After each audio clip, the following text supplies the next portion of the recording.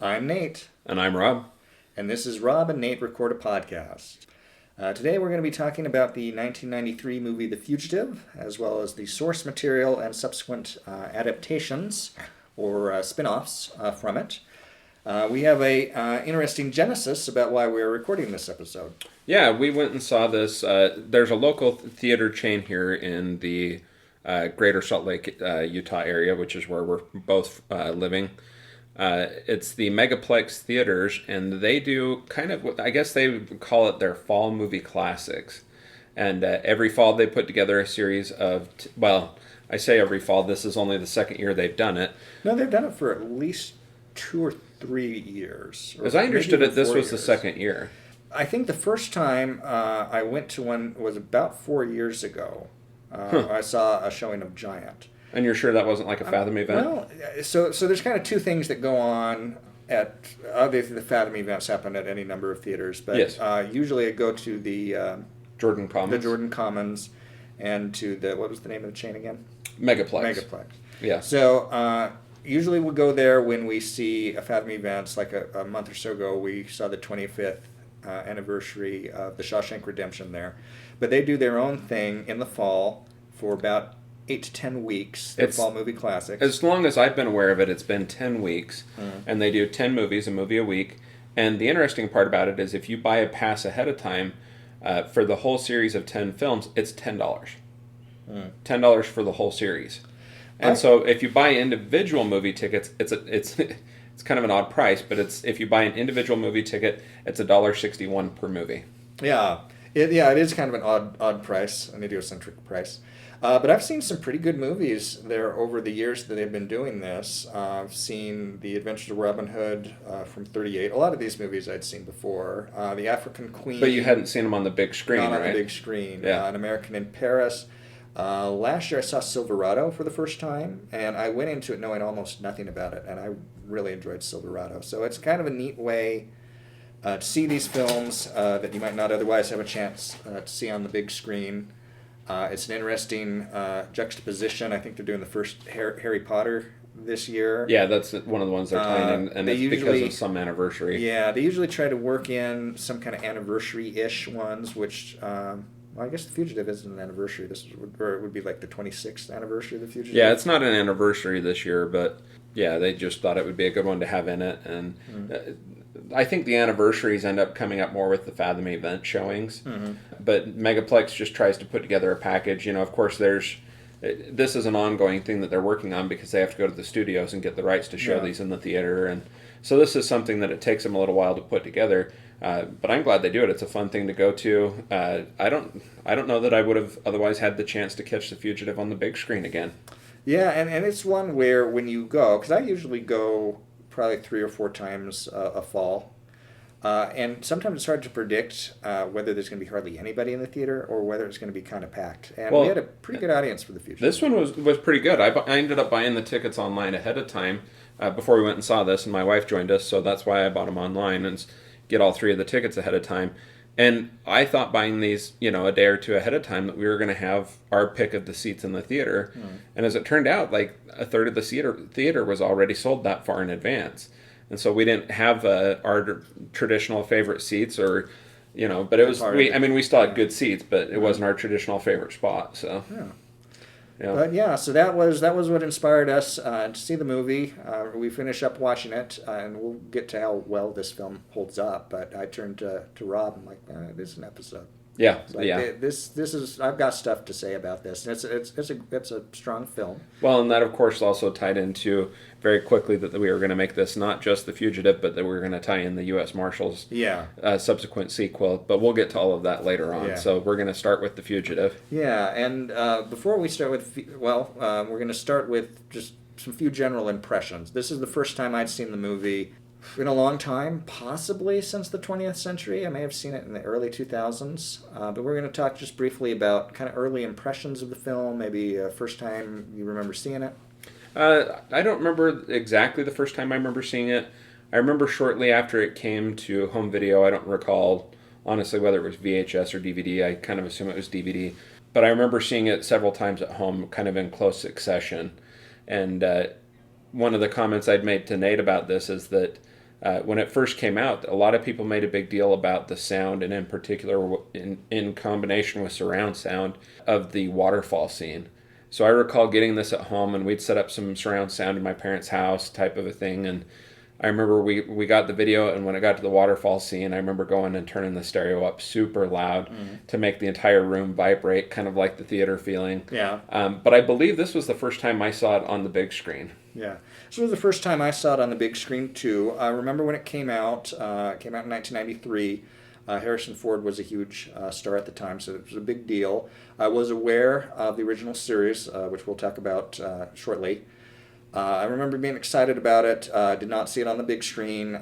Saw it on VHS. I know my parents, I think we might have rented it first, but my parents ended up with a copy of it.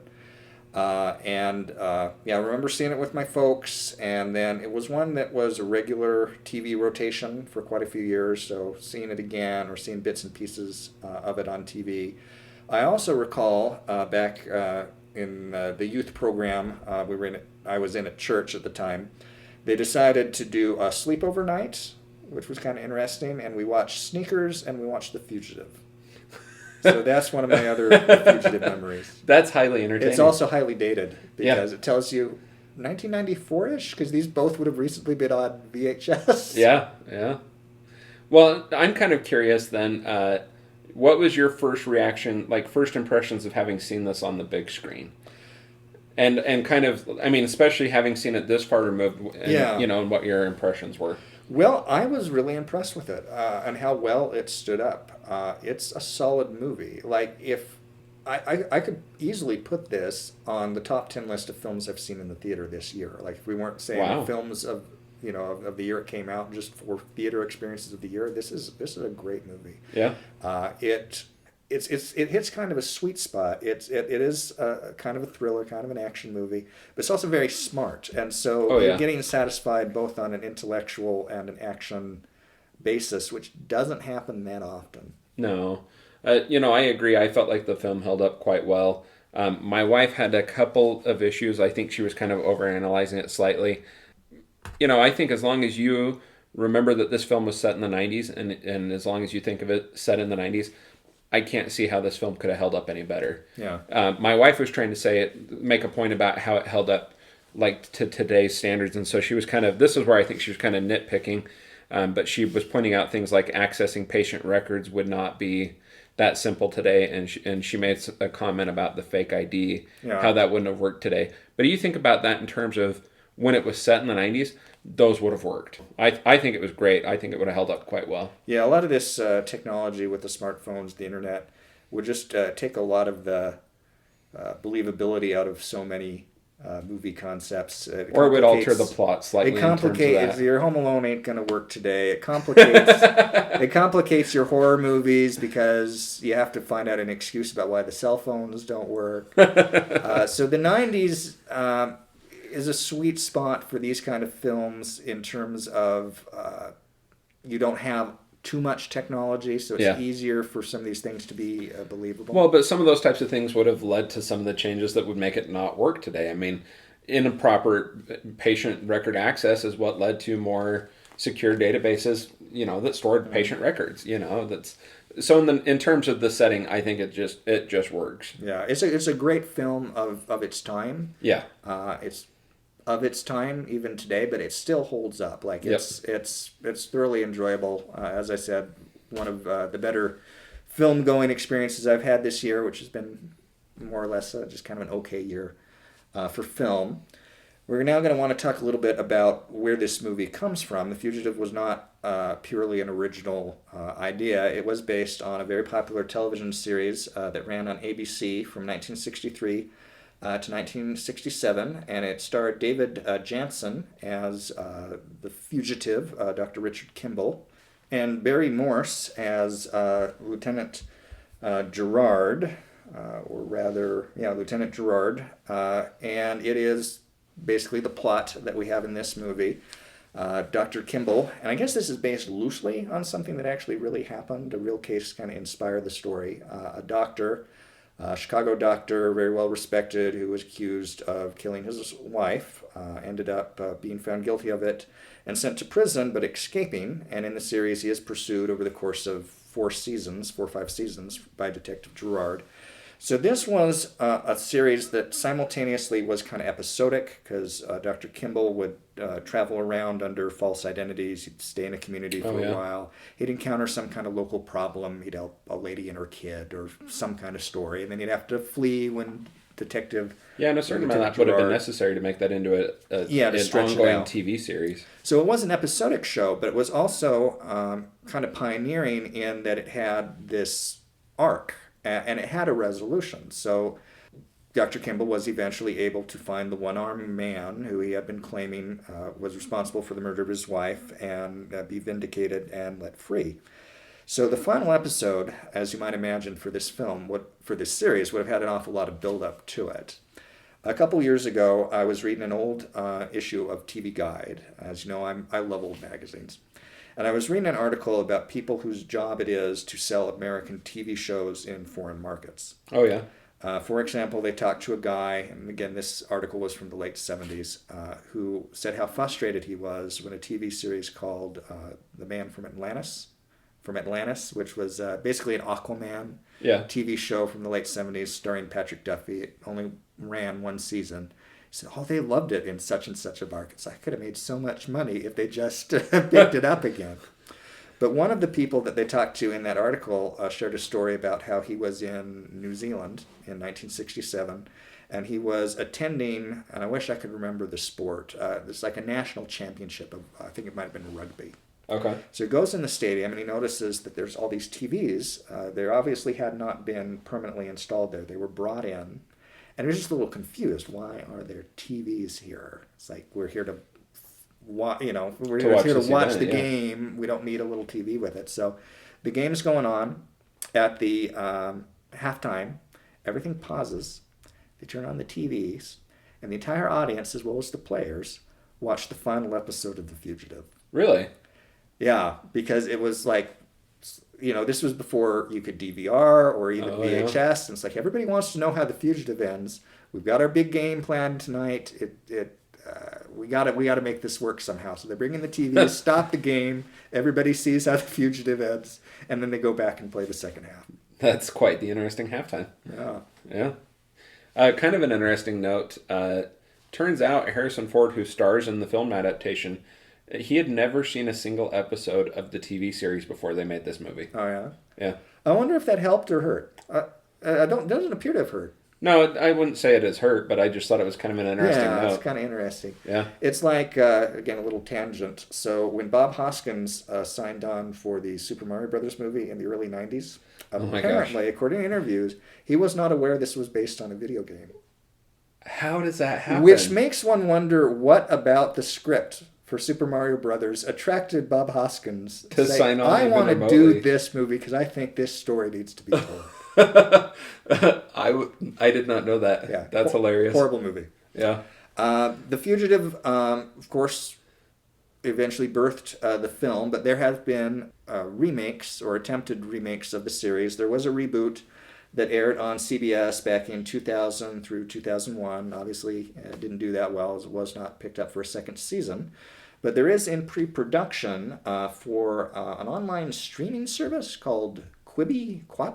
Oh, I've heard of that, yeah. Set for release in 2020, another version of The Fugitive. I think it's going to change some of the character names and some of the details. But apparently Kiefer Sutherland has been cast in the Gerard role. Huh. Yeah, that could be interesting. I think Kiefer Sutherland... I had a little bit of a delayed response because I was trying to think through some of the aspects of it streaming through whatever that service is. Yeah. There's just too many streaming services. Well, yeah, but in general, I think that Kiefer Sutherland in the Gerard role, certainly, I think that really could work. It has potential. Yeah. But I can't imagine...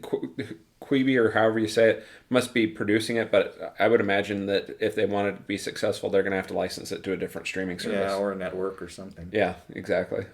Another thing I thought that was just interesting as another tangent about the fact that Kiefer Sutherland has apparently filmed this pilot or signed on to this series is what does that mean for the current series he's on, Designated Survivor? Does that mean that's wrapping up soon? He could be filming multiple series at a time because it's not like filming a TV series actually takes up an entire year. He could be doing like Designated Survivor, and then he could be doing whatever they're going to call this Fugitive remake, or it could be that Designated Survivor is not getting picked up. Yeah. And also the model for TV has changed so much. We're not all about a network show that's going to be producing 26 episodes a year and is going to require enormous time commitments. I remember, I forget how many years back, Ted Danson was on 3 television shows at the same time. He was on CSI, he was on Damages on FX, and he was on a show called Bored to Death on HBO, and he was able to make that work. Yeah. This is also, would not be the first time that Kiefer Sutherland has filmed or signed on to a pilot while he had a successful show on the air anyway. So in 2002, he filmed a pilot for an ultimately failed TV adaptation of the movie LA Confidential, which we watched on our movie night a couple months back. While 24 was a huge success, and is it just he wanted the money? It's like, well, 24 is not shooting. How can I pick up some money for a week or two's work? It's like, yeah, I think it's probably something along those lines. I mean, if you could get multiple series going at the same time, I mean, that would be quite the moneymaker. So the Fugitive TV or Fugitive movie is definitely a example of this tendency in the early 1990s. It continues today, but it really reached an oversaturation point by the mid to late 90s of adapting television shows into films. This is right around the time this really started to pick up. I think the big one before The Fugitive was probably The Addams Family in 1991, which was quite successful and spawned its own film sequel. But right around this time in the early 90s, you had the Beverly Hills Billies movie. You had Car 54, Where Are You?, which is one of the few movies that I rented and did not finish watching. Well, that's significant. It's awful. That is not a common thing for Nate if No, you don't know. I usually will, if I start a movie, I will usually finish it, if for no other reason than be able to gripe in more detail about the failings of the movie. Yeah. But that movie was just atrocious. Then there was, of course, I think they made 2 Brady Bunch movies. Oh yeah, I mean some of these that you're throwing out I haven't seen, but yeah, I don't know how many they made. It was just huge for a while to just adapt these old TV shows into movies, and a lot of them were not very good. Yeah. So The Fugitive is definitely an exception to that, because as we mentioned before, it works both as a thriller and as kind of an intellectual movie. It's a smart movie. Yeah. It's not. It doesn't feel like a TV show adaptation movie at all. Well, I was actually ignorant that it was a TV film adaptation until much more recently. So I had no clue, and so I didn't know it was an adaptation, and I think it held up regardless. So it was in this context that the film was developed. I'm pretty sure that they started out with Harrison Ford in mind. It's hard to think who else you might cast in this. I suppose Richard Gere would have been a possibility just off the top of my head.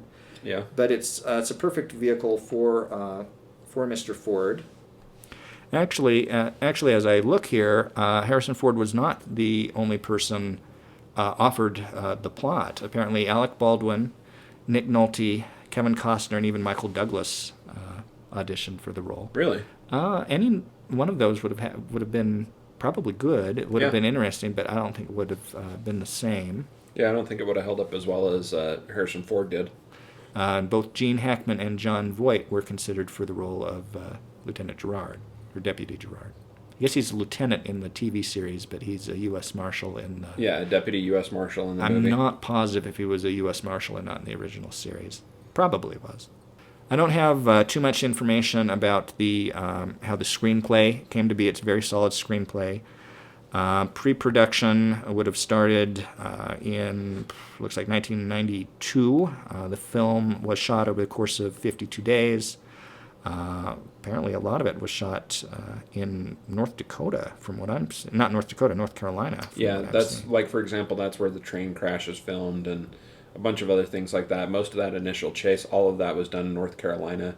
And it kind of stands out in that regard. Like, the movie is supposed to be taking place in Chicago, and some of those scenes, it was pretty obvious those weren't filmed anywhere in Illinois. Yeah. So the film was directed by Andrew Davis. It's not a particularly well-known name. I'm not positive if he's even still directing, but before this movie, the film he was probably most known for had come out the previous year. It was the original Under Siege with Steven Seagal. The cast of The Fugitive is a strong one. Of course, Harrison Ford is the lead, as we've already discussed. Tommy Lee Jones. Tommy Lee Jones was an actor who had been in the industry for really decades. He was in Coal Miner's Daughter, which won Sissy Spacek her Oscar back in 1980. He played her husband. He was a working actor, but it was the role of Deputy Gerard that really made him a superstar and caused a career revitalization, led to his casting in any number of films. One notable one would have been as Two-Face in Batman Forever in '96, which he almost certainly would not have gotten that role had he not been in The Fugitive and been a big star. Because that was the thing with that franchise, is they wanted their villains to be big stars. Also in the film is Celia Ward as Mrs. Kimball. Yeah, Helen Kimball. And Andreas Kostalis plays the one-armed man. He's best known for me as Jay Carr on the television series Babylon 5. Oh, yeah. He was not actually a one-armed man. Yeah. And then various cast members, which we will get to as they come up, if they seem relevant.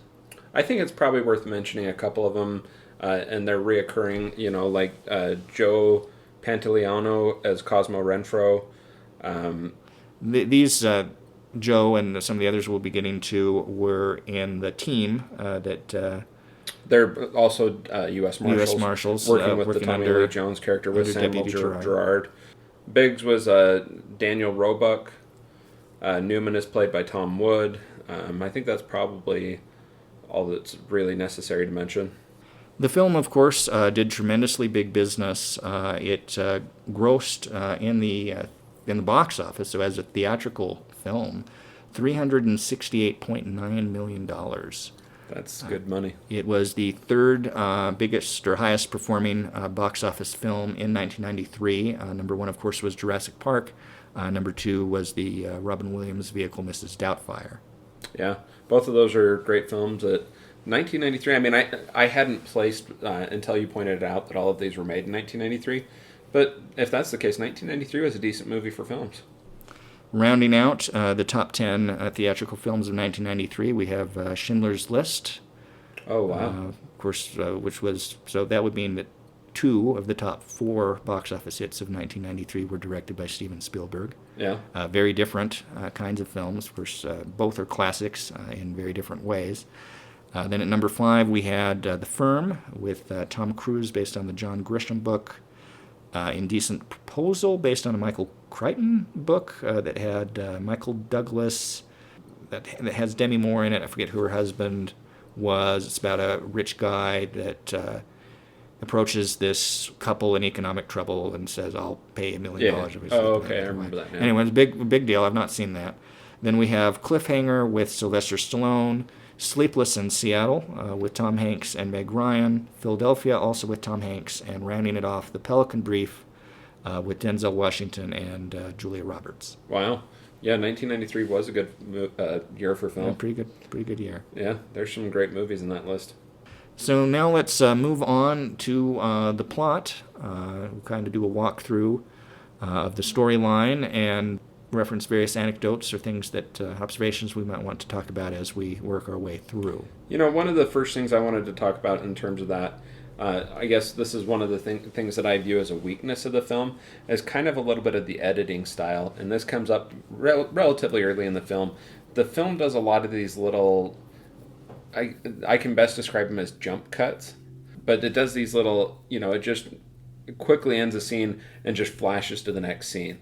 And I thought that was the part of the film that held up perhaps the worst.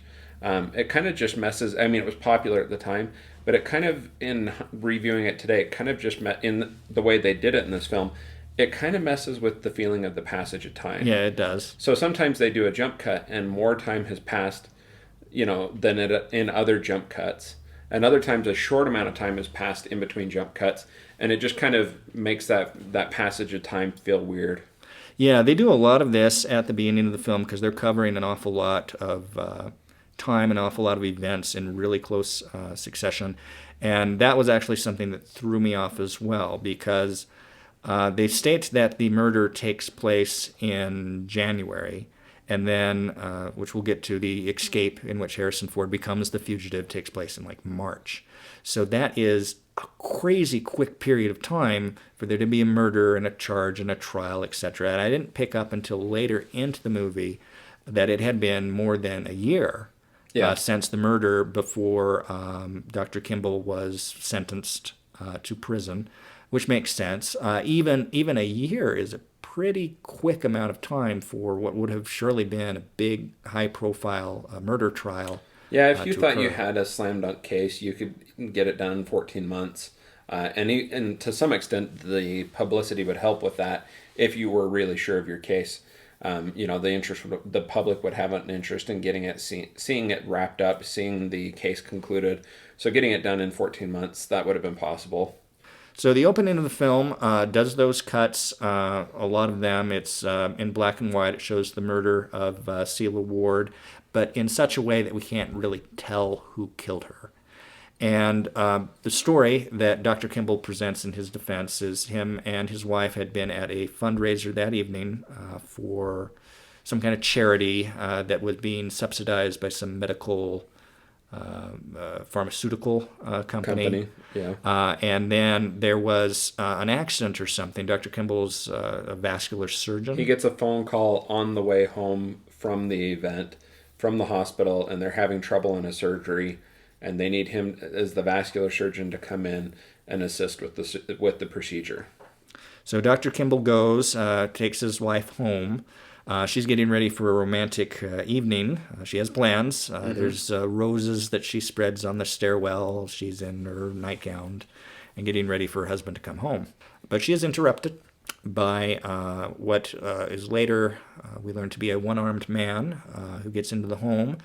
Dr. Kimball gets into the home long enough or at such a time that he is able to have a scuffle and see the one-armed man, but not in time to save his wife, who dies in his arms. Well, and this eventually is tied in. It's not tied in until towards the end of the movie, but eventually this ties in because Richard Kimball makes a comment during the surgery that one of the other doctors picks up on and is what leads to the one-armed man being sent to kill his wife. Yeah. So which is why the timing works out. There's a sequence of events that trigger the sending of Andreas Kostalis to Dr. Kimball's home to commit this murder, though the person the murdered wasn't really the intended victim, if I'm remembering that correctly. I don't recall for sure. I get the sense that it was supposed to be Kimball, but he was called away last minute. Because there was actually, when he was at the fundraiser, he meets this man who's on the board or involved with this pharmaceutical company that is coming out with this new drug that is having some tests that Dr. Kimball has been involved with using this drug in some of his work. He has made observations of patients taking the drug, which is what, and he makes an observation during the surgery, and that's why it leads to him being targeted, because his observations would have ultimately caused an issue with the approval of this drug. Yeah, that this drug was having some side effects or was not as effective as it was advertised. But I'm not positive as a plot point whether Dr. Kimball was the intended victim or if they were trying to kill his wife to scare him. I think there's a line of dialogue towards the end in which a character that's involved in planning this murder tells him basically that, you were the intended target, but, this got you out of the way as well. So there is the murder. Obviously, you're going to want to talk to the husband. The cops very quickly determine that Kimball was responsible, and one of the reasons is because there's no sign of forced entry. Yes. And also, a one-armed man, I mean, that's easy to make fun of. Oh, the one-armed man did it. Yeah, and then the detectives do kind of make fun of him. So time passes. He is found guilty. He is sentenced to prison, and he is to be transported from Chicago to a state penitentiary somewhere. And he's put on a bus with a number of other individuals, and this bus trip ends in a rather spectacular fashion. Yeah, I don't remember what leads to the train sequence. Do you recall how does the bus end up on the train tracks? Wasn't there some kind of a There was a scuffle, right? or something with some of the other prisoners? But how does the scuffle start? Oh, an inmate fakes being sick. Oh, yeah, yeah. And so one of the deputies comes back to check on him, and comes back, and it's been planned between a couple of the inmates. One of the inmates has unlocked his handcuffs, so when the deputy comes back to check on the first inmate, he rushes him. There's a shot. One of the shotguns is fired and hits the driver of the bus. So the bus goes careening and ends up on the railroad tracks. And, sure enough, here comes the train. They're trying to get the prisoners out. There's I don't know whether he'd be a prison guard or if he'd be like a sheriff's deputy, but there's one of the guards is trying to help get people out. Some of the inmates have kind of scuffled out on their own. And it's down to just Richard Kimball and the guard who was shot. And Dr. Kimball is trying to render aid to the guard who was shot. There's one other inmate who's a larger black man who's there at the end, or just before the collision. He gets out, Kimball gets out, manages to get the guard out just in time to avoid... Well, before that, I was going to mention the deputy who says, basically bails on him and is like, you're on your own. Like, you guys are going to die in this crash and you're on your own. Kimball's able to break free and get the deputy out and, of course, escape right before the crash. And this deputy that was no help in that moment of need would later brag to the press inaccurately, and it will be exposed very quickly that he's not being truthful, that he was responsible. They find the man that Dr. Kimball was able to rescue, and quickly realize that we have a couple missing persons, we have a couple fugitives, which prompts the introduction of Sam Gerard and his crew from the US Marshals to try to hunt down these two individuals, principal among them Dr. Richard Kimball. Yeah, but before we get past that, a couple interesting notes. That train crash sequence, they actually filmed that. They actually put a bus on the train tracks and had a train hit it. That was all real. It is a fantastic sequence. It is arguably the high point of the movie. Seeing it on the big screen was definitely worth doing because it's larger and more kinetic. Yeah. You can tell that it is real. Yeah. Well, and there's kind of a couple interesting tidbits about it. They built that, or not built, but they had that section of track. It was not in use, and it is not an in-use segment of track today. In fact, they left most of the train wreck there, and now it's kind of an attraction. People can go there, and there's pieces of the crashed train there. Apparently, they did pull the engine up, and now there's actually you can take a ride on the engine. It pulls like a little car, and you can have dinner on the train on the tracks there where they filmed it. But yeah, it's now a little local destination people come to check out. But after they crashed it, they left all the pieces there. Oh, that's neat. Yeah. But the other interesting tidbit is throughout the movie, Harrison Ford's character, the Richard Kimball character, has a limp. Any idea why? I think you may have mentioned. Harrison Ford actually injured his leg filming the escape sequence. So when he's actually trying to escape and get out of the bus, he genuinely injured his leg. He tore some ligaments. They wanted him to go have surgery and have it fixed, and he insisted on finishing filming the film and thought that the limp actually added credence to the film, and it does. But he continued to film he filmed the rest of the film with the injured leg and then had it fixed after the movie was done. Oh, that's interesting. That's some dedication. Yeah. So Deputy Gerard is brought in. He's got a crew with him composed of Joe Pantoliano, Deputy U.S. Marshal Cosmo Renfro, who I will refer to as Goatee. Then we have Deputy U.S. Marshal Robert Biggs, played by Daniel Roebuck, who I will refer to as Mustache. He was also on the television series Matlock. We have Deputy U.S. Marshal Erin Poole, played by L. Scott Caldwell, who is a woman, a black woman.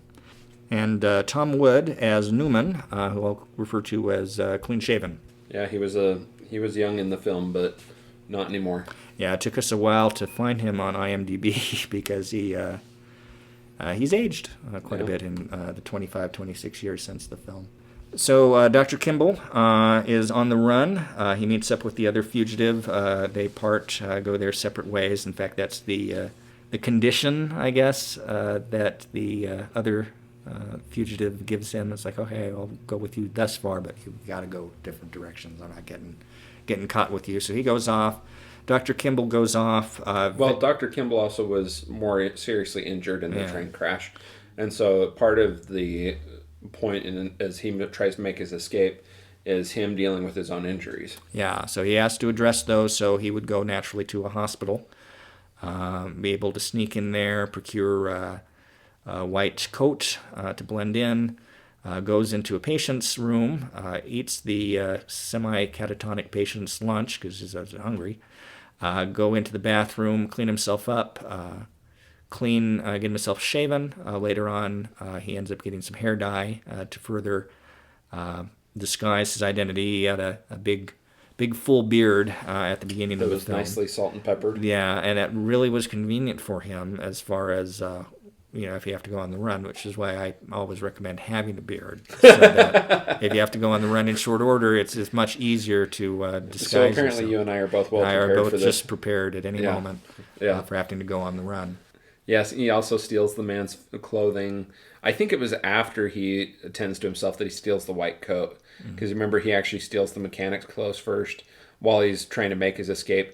And he goes into the hospital in the mechanic's clothes. And then it's after he sews his wounds shut that he steals the man's clothes and then steals the white coat. Yeah, he sees a bunch of people, delivery people. He's got this kind of jumpsuit on. I forget precisely how he got They're called that. coveralls. but yeah. Coveralls. And he just grabs a box, goes in, Carries it sets the in. box down, goes to find the medical supplies he needs and the space in which to tend to his wounds. After he is done doing so, on his way out, he has a little meeting with a police officer. Obviously, Dr. Kimball's image has been spread throughout the area, and people are looking for him. And the officer assumes he's a doctor because of the way he looks, and say, "Have you seen such and such a guy? Oh, what does he look like? He's so and so tall. He's got this color hair. He's got a big beard." He's like, "Yeah, he's me. No, he says that could be me. That could be me." Or I see him in the mirror every Yeah, I day. see him in the something mirror along every those day. lines. It's like, what? Without the beard. Yeah. So okay. Oh, the other part that's interesting about that is as Dr. Kimball turns to walk and turn away, the police officer calls out to him and says, hey, or stop, or something along those lines. And Dr. Kimball thinks, oh, that's it, I'm caught. And he turns around and the cop points out to him that his fly's down. Yeah. There's a fair number of these, oh, I'm caught kind of moments throughout the film. Yeah, there's a lot of close calls throughout the film. And I think it helps to build the tension. And they work. They just genuinely work throughout the film. So Dr. Kimball makes his way back to Chicago. He has to find housing for himself and money, which was one of my issues with the film about where's he getting, and even if he's living pretty bare bones, where's he getting sufficient money, to eat? He's got to eat. Yeah. And that's not entirely clear. Obviously, he would have had access to some money. He gets some money from his doctor friend, but not a significant amount. Not enough to have been able to make the rent. So I'm assuming that must have been left on the cutting room floor somewhere. There has to have been something about where he got the rest of his money. Yeah. So his doctor friend, and he was a well-liked man as a doctor, as they find out later on when Tommy Lee Jones and his crew are investigating. They are interviewing people that knew Dr. Kimball, and everybody thinks quite highly of him. And most of his friends obviously would be in the medical profession. And many of them are like, well, if he came to me for help, I'd help him. Yeah. 'Cause I don't think he did this. And one of the people that claim that they do not believe that Dr. Kimball committed this murder, because they know he didn't, as we find out later in the film, is Dr. Charles Nickel, played by Jerome Crabb. Jerome Crabb, or Crabbe, who is a Dutch actor. He was also in the film The Prince of Tides, and he was in The Living Daylights, the Bond film from 1987. Those two characters are said to have attended med school together and are longtime friends. So Dr. Kimball needs to find a place to stay. He does succeed. He rents a room from a Russian couple, middle to old woman, and her son is probably in his 30s, maybe 40. It's visually kind of an interesting little apartment. Yeah, I mean it's got some religious symbols hanging and things like that. It's obviously a basement apartment, subterranean to some extent, just a couple windows. Um, I thought one of the most interesting parts was just that the way he behaves in getting that apartment didn't stand out to them as being suspicious. Although they probably were the type that wouldn't have cared even if he was suspicious. Yeah, as we'll learn later on. One way that he did get some money is he did run into Dr. Nichols.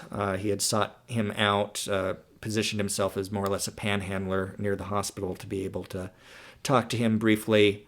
Dr. Nichols gives him some money, says, let me know if there's anything else I can do. Again, how he got the amount of money he would need just for basic survival is not super clear in the film. I got the impression, Dr. Nichols just gives him what cash he has on him. He says, I can go get you, more money. And he says, no, just give me what you have on you.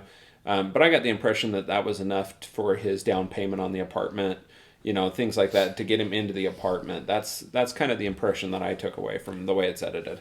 And the apartment is basically his base of operations for his efforts to clear his name. Yeah, it's close to the hospital.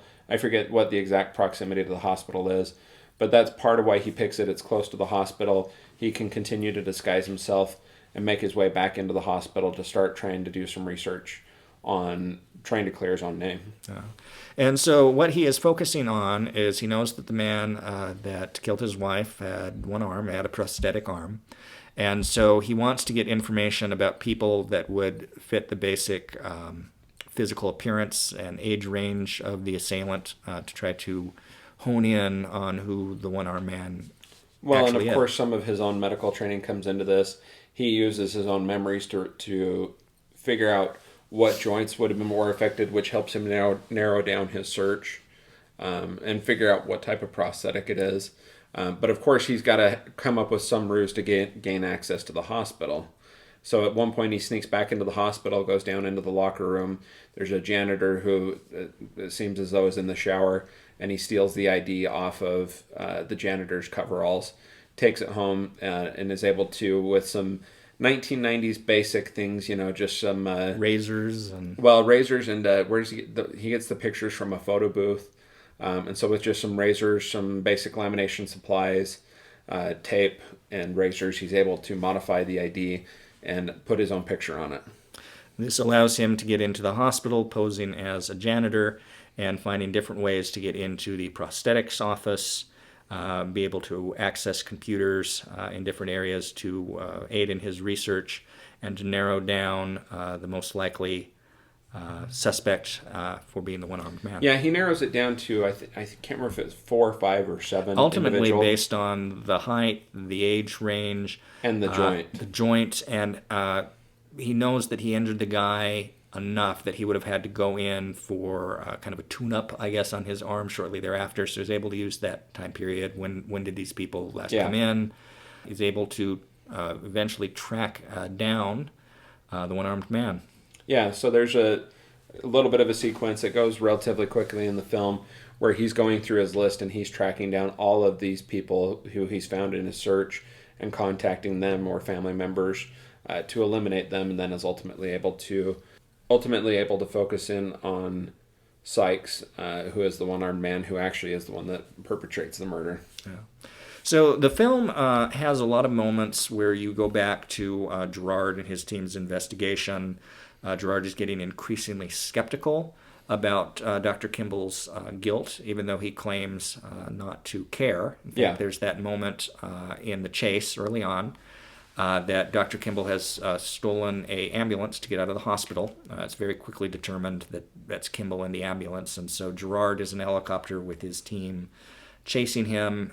Kimball has to abandon the ambulance. He ends up in a hydroelectric facility. Well, he goes through the storm drain in a tunnel that's near the hydroelectric facility, and the storm drain, of course, leads to the reservoir and to the hydroelectrical facility and its tunnels. Yeah, so he's being chased through the tunnels. Eventually, Gerard corners him at a precipice where the water is draining out of the dam. They have that little exchange. I'm innocent. I didn't kill my wife. I don't care. Yeah. Turn around. You need to surrender yourself. There's no getting out of this. And he knows this is his only chance, is the fact that he's out now. If he goes back in, he ain't proven his innocence. So he takes the jump off of the dam, miraculously down the waterfall, down the survives. spillway, and works his way there's to of course Chicago. there's the scene with, and this comes up in both of the movies, where Tommy Lee Jones, the Deputy Gerard character, is sure that somebody has escaped or survived, and the locals are trying to tell him no way. As soon as Dr. Kimball makes the jump, the locals are arguing with Deputy Gerard on how the fact that nobody could survive. And Gerard says, "Well, then great, go drag the river, find me the body." I mean, that's his approach. It's like, until I have absolute proof, I'm going to assume that this person survived. Well, and of course, in the meantime, he's trying to set up containment, which the locals are resisting, until it becomes very clear sometime later that, hey, this guy actually survived and escaped and is beyond our containment. They come pretty close, time or two, in Chicago to getting Kimball. There's a moment I want to talk about just briefly where Dr. Kimball is in his janitor guise in a crowded hospital and is asked by a doctor played by a young Julianne Moore to please take this young patient on a gurney up to such and such a room for surgery. Dr. No, Kimball, it's not for surgery, it's to an observation room. to an observation room. But Yeah. Speaking of observation, Dr. Kimball observes this patient, figures out very quickly what is wrong with him. The doctor, who wasn't Julianne Moore, one of her assistants, Associates. underlings, did a very cursory check and just kind of more or less, this seems to be what's going on here. Dr. Kimball determines that is not the case, alters the medical chart while taking the child up in an elevator, actually takes him to a different department. Takes him straight to the OR. OR. And has altered the orders in the elevator on the way up after having looked at the kid's chest X-rays, and takes him straight to the OR, and they take him straight with into notes that he has added to get him straight into surgery. And he signs, is one of the little jokes in the film, that the doctor's signature, the illegible, it's like it could be anybody. surgery. Yeah. So they just take it because it's on official stationery in official form. Ends up saving this kid's life. Julianne Moore figures out, looks like this guy who I told to take this boy. Well, she sees him looking at the X-rays as he's walking down the hall. So she kind of goes out of her way to eventually track him down and asks him if he's got, some sort of hobby in X-rays and this and that and the other. And then eventually tells him that he saved the kid's life. But she grows suspicious of him, something about his name on his ID. It's got a very Hispanic name, and he's not Hispanic. Yeah. So she, of course, rips the ID off of his shirt, and that's when Dr. Kimball takes off, and Julianne Moore calls security and calls in the marshals, and that's when the marshals come and realize he's been here at the hospital. Yeah. They're able to track down some of what he's done, some of the patient records that he's been able to access. Things like that. Yeah, they've been able to figure out. So he's searching for what he's doing. That he's looking for the one-armed man because he'd gone into the orthopedics. What's the term for the prosthetics department? They're able to kind of figure out the people that he's most likely looking at as likely suspects. One of which is in prison. Dr. Kimball takes the incredible risk of going in to see this man. As soon as he sees him, once he's been brought to the visiting room, it's like, this ain't the guy. Doesn't look like him at all. Yeah. The guy's a little bbit indignant about this. Say, hey, you got me out here. Yeah, Let's keep talk. talking to me. Yeah. He's like, I would, but I just can't. Well, and this is one of those close calls, that I mentioned early on as we talked about this. As he goes to leave the prison facility, the US Marshals, because of of their resources, they're able to track down and catch up to what he's been doing fairly quickly. So they're investigating multiple people at the same time, and of course, Deputy Gerard and a couple of the other US Marshals are in the building on their way to go see the same guy in the prison and see if he's the person that Richard Kimball's looking for, which leads us to an interaction between Deputy Gerard and Dr. Kimball. So Deputy Gerard is working his way up to try to meet with that same guy that Dr. Kimball has just left the visiting room after briefly visiting. Out of the corner of his eye, Gerard sees Kimball going down another staircase, makes the connection. There's a chase. Yeah, he starts chasing him down the stairs. If I remember correctly, as Dr. Kimball is leaving the visiting area, he's walking towards the elevators and he sees the other U.S. Marshals getting off the elevator, which is what leads him to the staircase. And he's going down a different staircase than Deputy Gerard, but they're in the same Parallel. proximity. So as they're crossing floors, Deputy Gerard sees him out of the corner of his eye and walks over to that staircase, looks down, sees the guy going down the stairs, and yells, "Richard." Dr. Kimball looks up, and of course now the chase is on. They get down to the ground floor, and Dr. Kimball runs around a corner and stops some guards and says, "Hey, there's a guy coming after me. He's waving a gun." So as Deputy Gerard comes around the corner, the guards are grabbing him. They're fighting. They're tussling. He's trying to get his IDs, telling him he's a marshal, and then he tells him to lock the secured gates. Which an interesting tidbit. So, as this happens, Dr. Kimball sees they're closing the security gates.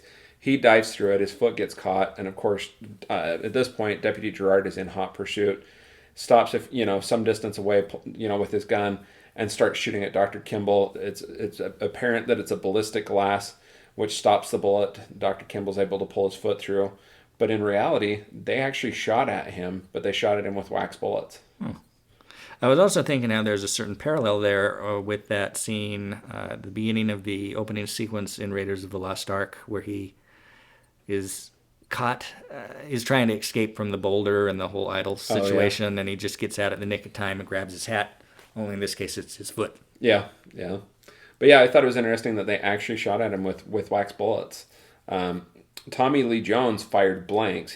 The actual person, Tommy Lee Jones, fired blanks, but somebody else was standing there and shot wax bullets into that partition for that scene. And that's how they got the shots in that scene.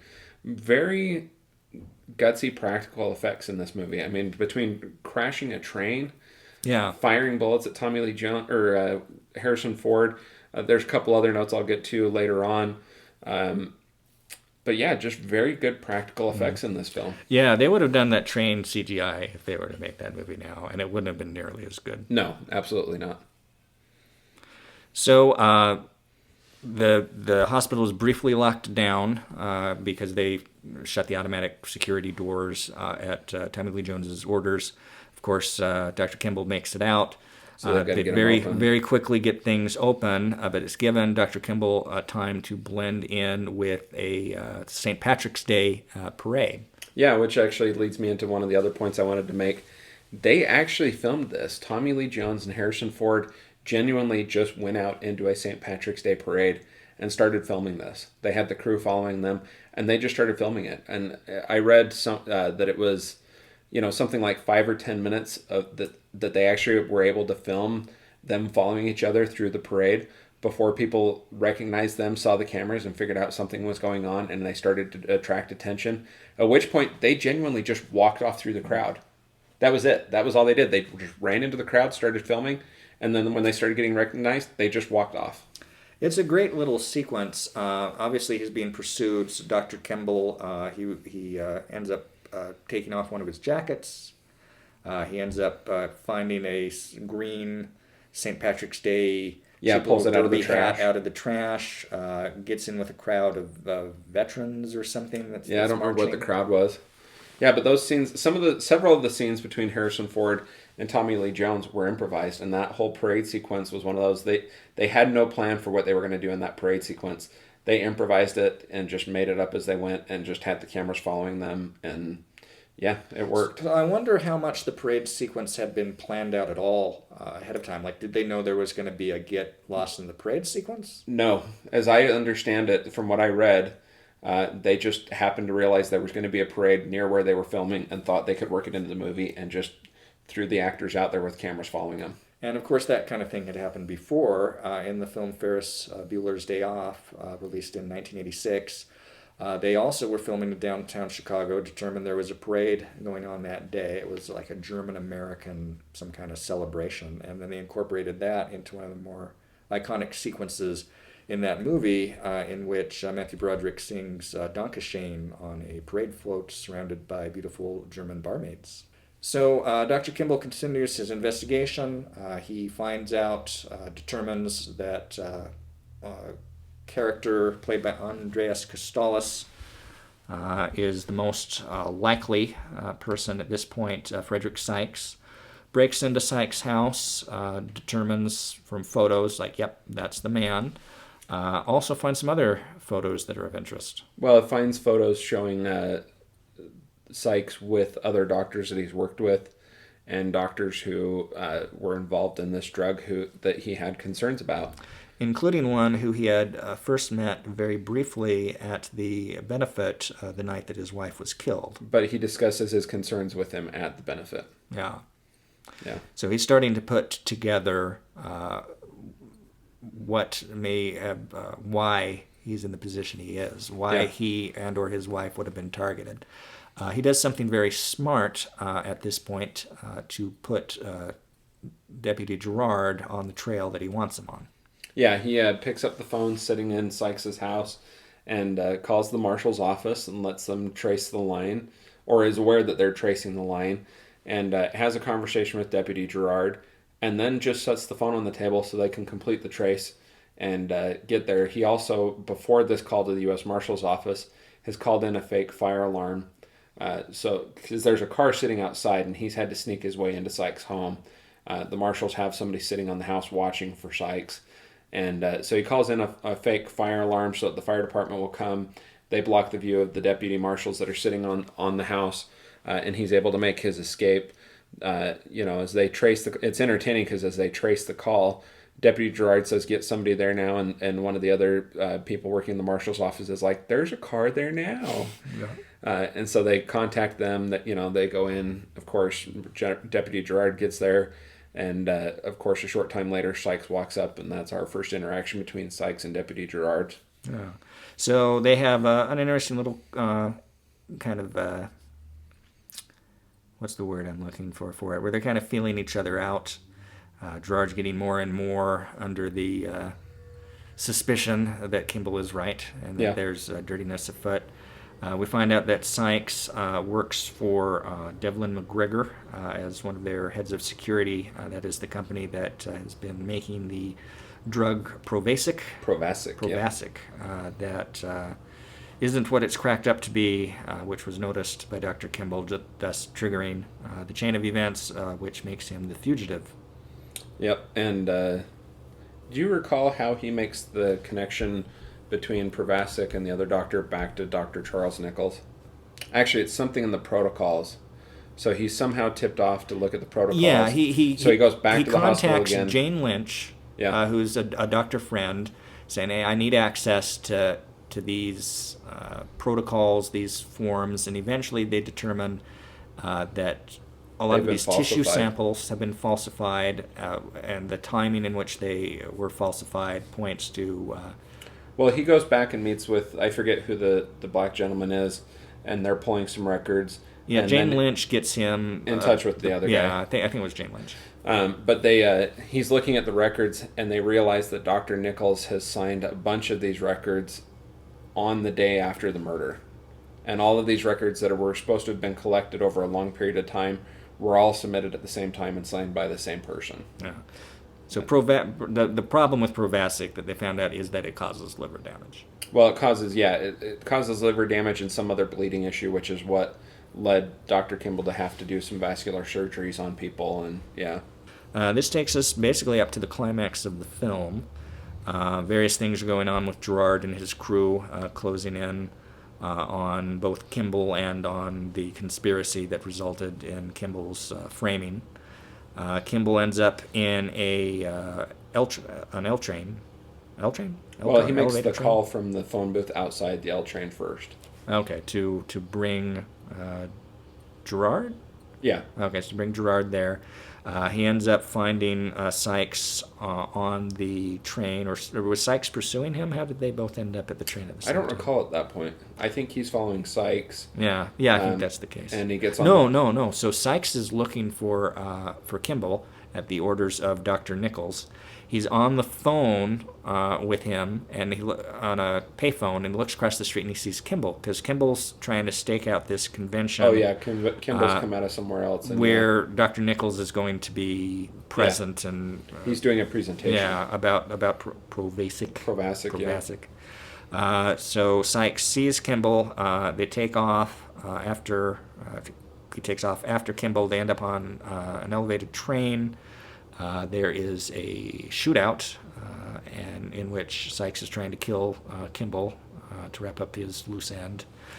Doesn't work out for Sykes. He gets overpowered and eventually handcuffed to one of the seats. But Sykes did shoot a police officer who was on the train, which is going to cause the local police force to assume that Dr. Kimball is, if not a cop killer, at least a cop injurer. Well, and I think when Sykes is interviewed by the local police, he does say Kimball did it. Yeah, of course he would. Because what's actually happening is Kimball's on the train and someone is reading the newspaper and sees his picture and goes to get the local cop. And as Kimball goes to make his move, that's when Sykes steps out and starts the confrontation. So as soon as the police officer on the train steps into the car and says something to him, Sykes turns around and shoots him. Like you mentioned, Kimball overpowers him, handcuffs him, takes both of the guns, is forced to break a window to escape the train. And an interesting note, he very quickly, as soon as he can, he ditches the guns, both of them in a trash can. So Kimball makes his way to the convention for Dr. Nichols' speech, confronts him in front of an audience, basically says outright, You falsified this. You had my wife killed. Yeah. Yeah. The crowd doesn't know quite what to do. Obviously, people are But aware of they who Kimball recognize him. is. Yeah. They're aware of the fact that he is a fugitive. Dr. Nichols is trying to, in vain, really, to de-escalate the situation. Manages to it's like, come here. We need to talk about this. And is able to run and get a lead out ahead of Dr. Kimball, so that he can try and jump him as he's looking for him. Which leads us to the rooftop scene with the helicopter. So Nichols and Dr. Kimball have their confrontation. It turns into a fight. Gerard and his team are in the building. Figure which out had what's to cross going on. The police line. Yeah. The police have surrounded The the building. police are like, no, we want to get Kimball. He's made a fool of us, and we think he killed a cop. So actually, they're surrounding it, trying to set up a perimeter, and they're the ones that call in the helicopter. It's the Chicago police helicopter that's flying around the roof and shooting at Dr. Kimball. And it's headed by a lot of these same detectives that Convicted were him in the involved. first Yeah, place. and so they've got a sunk cost fallacy situation where they're just really invested in the idea that Kimball. Well, did and the this. U.S. Marshals are the ones that let him escape Yeah. and have failed to capture him, and so now they're going to get their own guy again. They'd be more than happy to kill Kimball at this point. They've got the police helicopter up on the roof. Eventually, Nichols and Kimball end up on the roof, followed shortly thereafter by Tommy Lee Jones. Yep. And the U.S. Marshals end up calling up to the helicopter, telling them there's a marshal on the roof, don't shoot. There's the fight between Dr. Kimball and Dr. Nichols, where they fall through the glass and down into the laundry room, which leads to continuing this climax of the movie, and Deputy Gerard makes his way down. They end up back on the roof again, right? Or were they on the No, roof it ends in briefly? the laundry room. It ends in the laundry room. Okay. Because remember, Dr. Nichols is going to... Yeah. Mm. Yeah, and Kimball's able to sneak out and hit him with the... I thought it was like a piece of lumber, but I didn't catch what he actually hits. Or it's a pipe or something, yeah. So Gerard, is trying to get two birds with one stone. He needs to get Kimball into custody, and obviously he aware knows that he's at this point fighting with Nichols. And, what's going on with Nichols. Tells him from some distance, shouting through the laundry room, "I know you're innocent. We need to take you in." well, and at this point, so there was a second deputy with him. It was the young guy. Clean-shaven guy, Yeah, Tom Wood. Tom Wood is with him.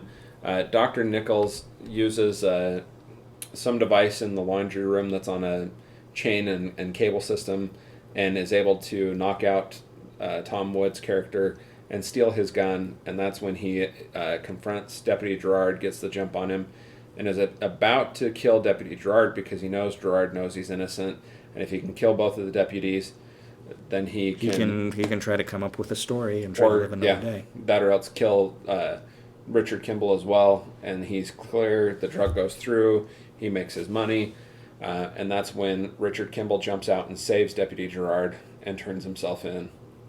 All right, so that is the climax of the movie. Kimball is in custody. destined to be shortly cleared of the murder of his wife.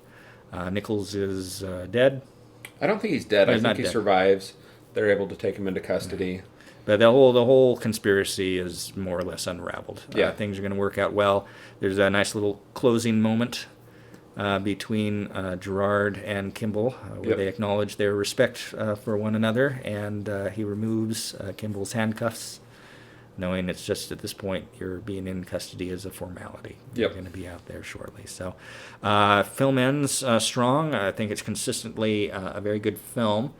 We were going to talk about a couple potential problems that we had with the film and potential plot holes, but we basically have addressed most of those as far as the time frame, which was confusing to me at first, as well as the question of Kimball's money, which we more or less assume was either on the cutting room floor or just his expenses, or he just got enough money from from Nichols Yeah. to be able to meet those basic expenses. One thing that we forgot to mention was Dr. Kimball's in the little apartment that he's renting from the Russians when he sees police in mass, possibly SWAT involved. Yeah, he sees the raid where they're coming to get the landlord's son. Yeah, he thinks it's him. Yeah. Quickly realizes that it's the landlord's son is being arrested for was it Child drug pornography or drug something? and Or drugs, underage yeah. girl, something like that. He was always a suspicious looking fellow. Yeah, he's wanted for something. He tries to run. The police get him.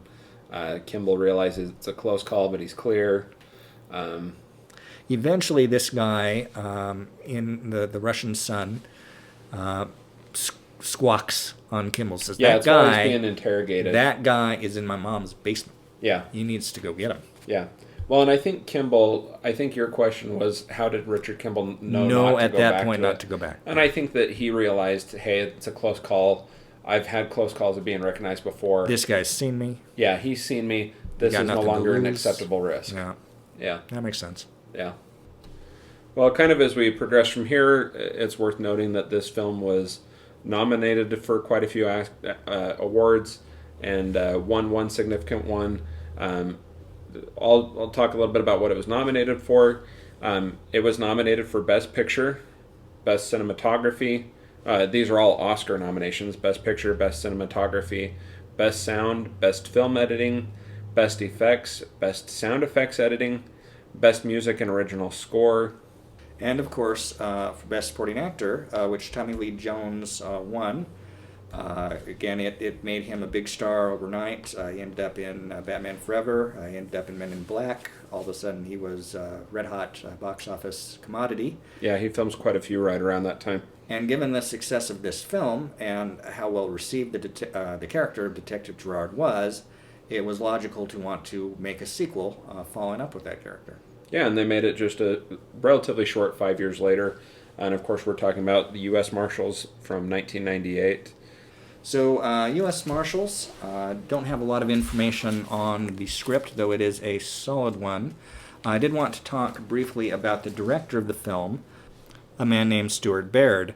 Baird is an Englishman who had, looks like he's still working. He's had a long and prolific career, principally as an editor. Just looking through some of his editing credits, there have been some big ones over the years. Tommy in 1975, The Omen in 1976, Superman in 1978, Revolution in 1985, which was an American Revolution film with Al Pacino in it that I recall seeing in high school. Lady Hawk, Lethal Weapon, Gorillas in the Mist, Tango and Cash, Lethal Weapon 2, Die Hard 2, Radio Flyer, Demolition Man, Maverick, The Legend of Zorro, Casino Royale, Vantage Point, Salt, Green Lantern, and Skyfall, and the Tomb Raider reboot from 2018. Yeah. So that's a very prolific career in editing, though he's only directed 3 movies.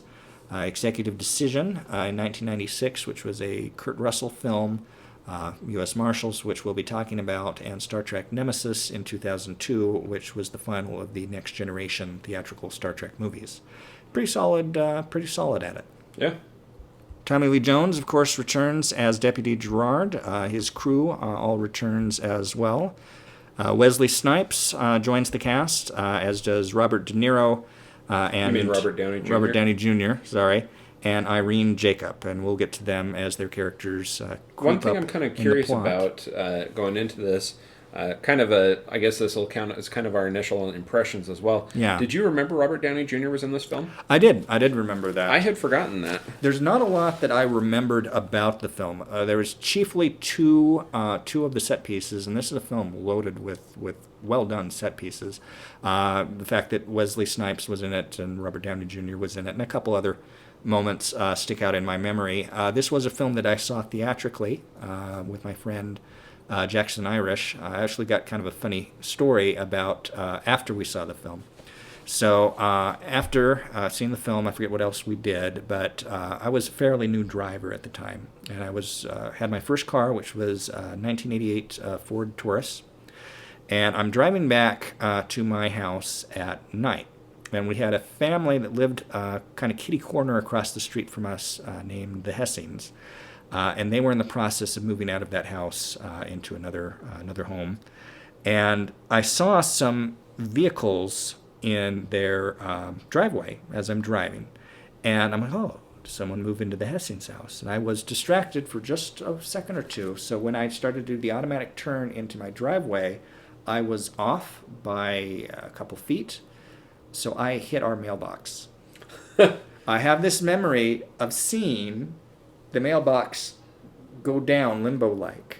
It would have been funny if I were not absolutely terrified that I had just knocked over our own mailbox. So I was in a state of panic. I managed to get the car really awkwardly parked in the driveway. I went inside, got my dad. I worked up. We calmed me down a little bit. We have to go to the neighbors who share our mailbox and explain what had happened. And then me and my dad, over the next couple days, have to go out and get a new wood pole for the mailbox, new post. And we have to dig that sucker out because it was surrounded by concrete it'd be set in sidewalks, concrete, very yeah. tiny space of dirt, and very difficult to get that out and to put it back in. I damaged my car slightly. I'm horrible with even basic terms with cars. Not the headlight, but the light right to the side of it. The turn signal. The turn signal. Or the parking light. The parking light. I had broken the covering on it. We were able to, of course, get the mailbox, my new mailbox in there, which is still there to this day. Still have the same neighbors, actually. Yeah. And we went to try to find a piece to replace the cover of the brake light. Yeah. We ultimately were not able to find one. Within about, I think, two-ish years later, we ended up selling the car to our other neighbor across the street, so not kitty corner, but to the side. Not actually to him, but to the Garden City Police Department, because he was the sheriff of Garden City. It's a little town that's surrounded by Boise, Idaho, which is where I principally grew up, surrounded on all sides by Boise, Idaho. It's just never incorporated. And it has a reputation of being kind of a very blue-collar place. And so my car was sold to the Garden City Sheriff's Department to be used as an undercover vehicle. Wow. And I think the fact that it was missing that little light would help Gave it it blend credence. in Garden City. Yeah. Okay, so we're going to do our walkthrough of the plot of US Marshals. It begins kind of like The Fugitive begins, in that it has footage in black and white that's kind of chopped up. This footage we later find out, or can more or less assume, is security camera footage. It shows what appears to be murder, as well as the exchange of a briefcase full of money. We then cut to Chicago, where we see Wesley Snipes. He is driving a tow truck through traffic.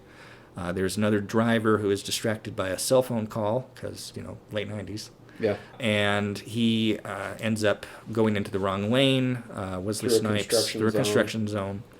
Wesley Snipes has to react quickly to this. He ends up driving his car through more of the construction zone, or rather the tow truck through the construction zone, and it ends up flipping over. Yeah, it rolls over onto its side, which of course leads to Wesley Snipes' discovery and arrest. Yeah, so the police come. Obviously, this is an accident victim. Hold on, buddy, we're going to get you out of here. They get him out, get him on the ambulance to the hospital. One of the firefighters, I think, that was there to help get him out, says, "Hey, I found this under his hood. It's a gun." Yeah, and it was like taped to the dash. Yeah, or taped to the something like dash, that. which makes sense if you're a tow driver in Chicago, that you might want a little extra protection. Yeah, so that's what gets the police interested in the Wesley Snipes character. So he's eventually taken into custody and questioned about the gun, and he tries to dismiss it very simply by saying, "Have you ever tried being a tow truck driver in Chicago?" Something along those lines. But when his fingerprints come back, we discover he's wanted for this early murder that we saw in the films. And we find out it's the murder of 2 diplomatic security service officers. In New York City, roughly 6 months earlier.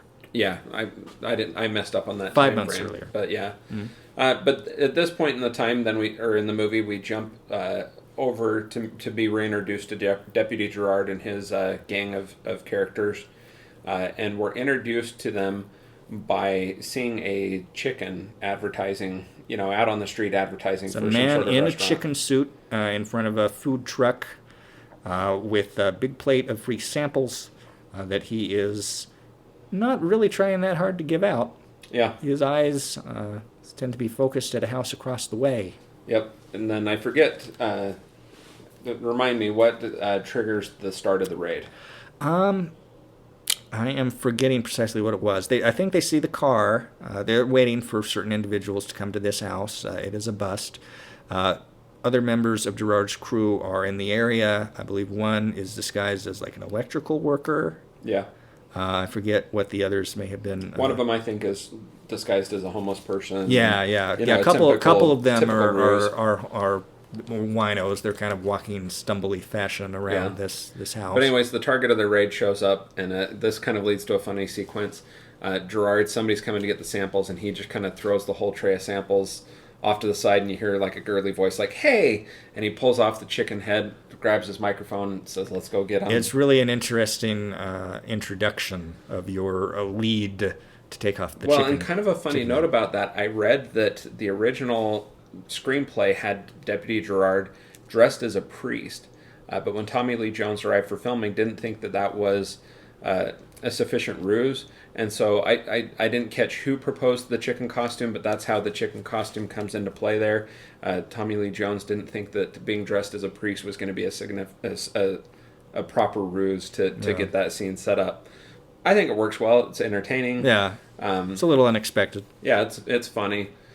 So anyways, they get their guy, they go back to headquarters. They have a little bit of a confrontation getting this guy. So there's 2 men, big wrestler types, and 2 women. We later find out that the men were involved in, I think, a breakout of a federal penitentiary or something in Tennessee. They're wanted in Tennessee for killing 2 guards. Yeah. So the US Marshals go into the house shortly after they get those people get into it after getting out of their car, and it turns into basically a wrestling match. In fact, there's a wrestling match on the TV in the background that's used as counterpoint. There is a baby in the house or apartment, and one of the bad guys tries to go to get the baby. Clean shaven is there to keep an eye on him, Newman, and it's clear that he's wanting this as an excuse to get something. And it turns out that he had a gun stashed under the baby the baby's crib. Yeah, shotgun. Newman determines I can't let this guy get to the crib, and so shoots him before he can get to the crib. They later find the gun. There's more which ruckus. Deputy Gerard picks up, and there's ruckus in the front room. Gerard walks out with the shotgun, walks up to the big wrestler guy, or one of the other big guys, and just uses the shotgun and just clocks him. Yeah, clocks him. When they're being escorted out, the big guy's claiming police brutality. Later we see a segment of local news in which they discuss the bust, and you see the wrestler stating to the cops, obviously this is sometime after the bust, 22 stitches. Yeah, trying to police brutality, excessive force, or I guess police brutality would have been the trigger word back then. Now they'd call it excessive force or something. But yeah, so they go back to headquarters and they go to a party. Deputy Gerard gets kind of reamed and lectured by their public relations escort. Yeah, his superior officer, who's Yeah. a woman of about his age, he shows up to the party with a young 20-something female newscaster who we see briefly a scene or two earlier when Gerard meets up with his gang at a local bar to celebrate their capture of the Tennessean Yeah. fugitives.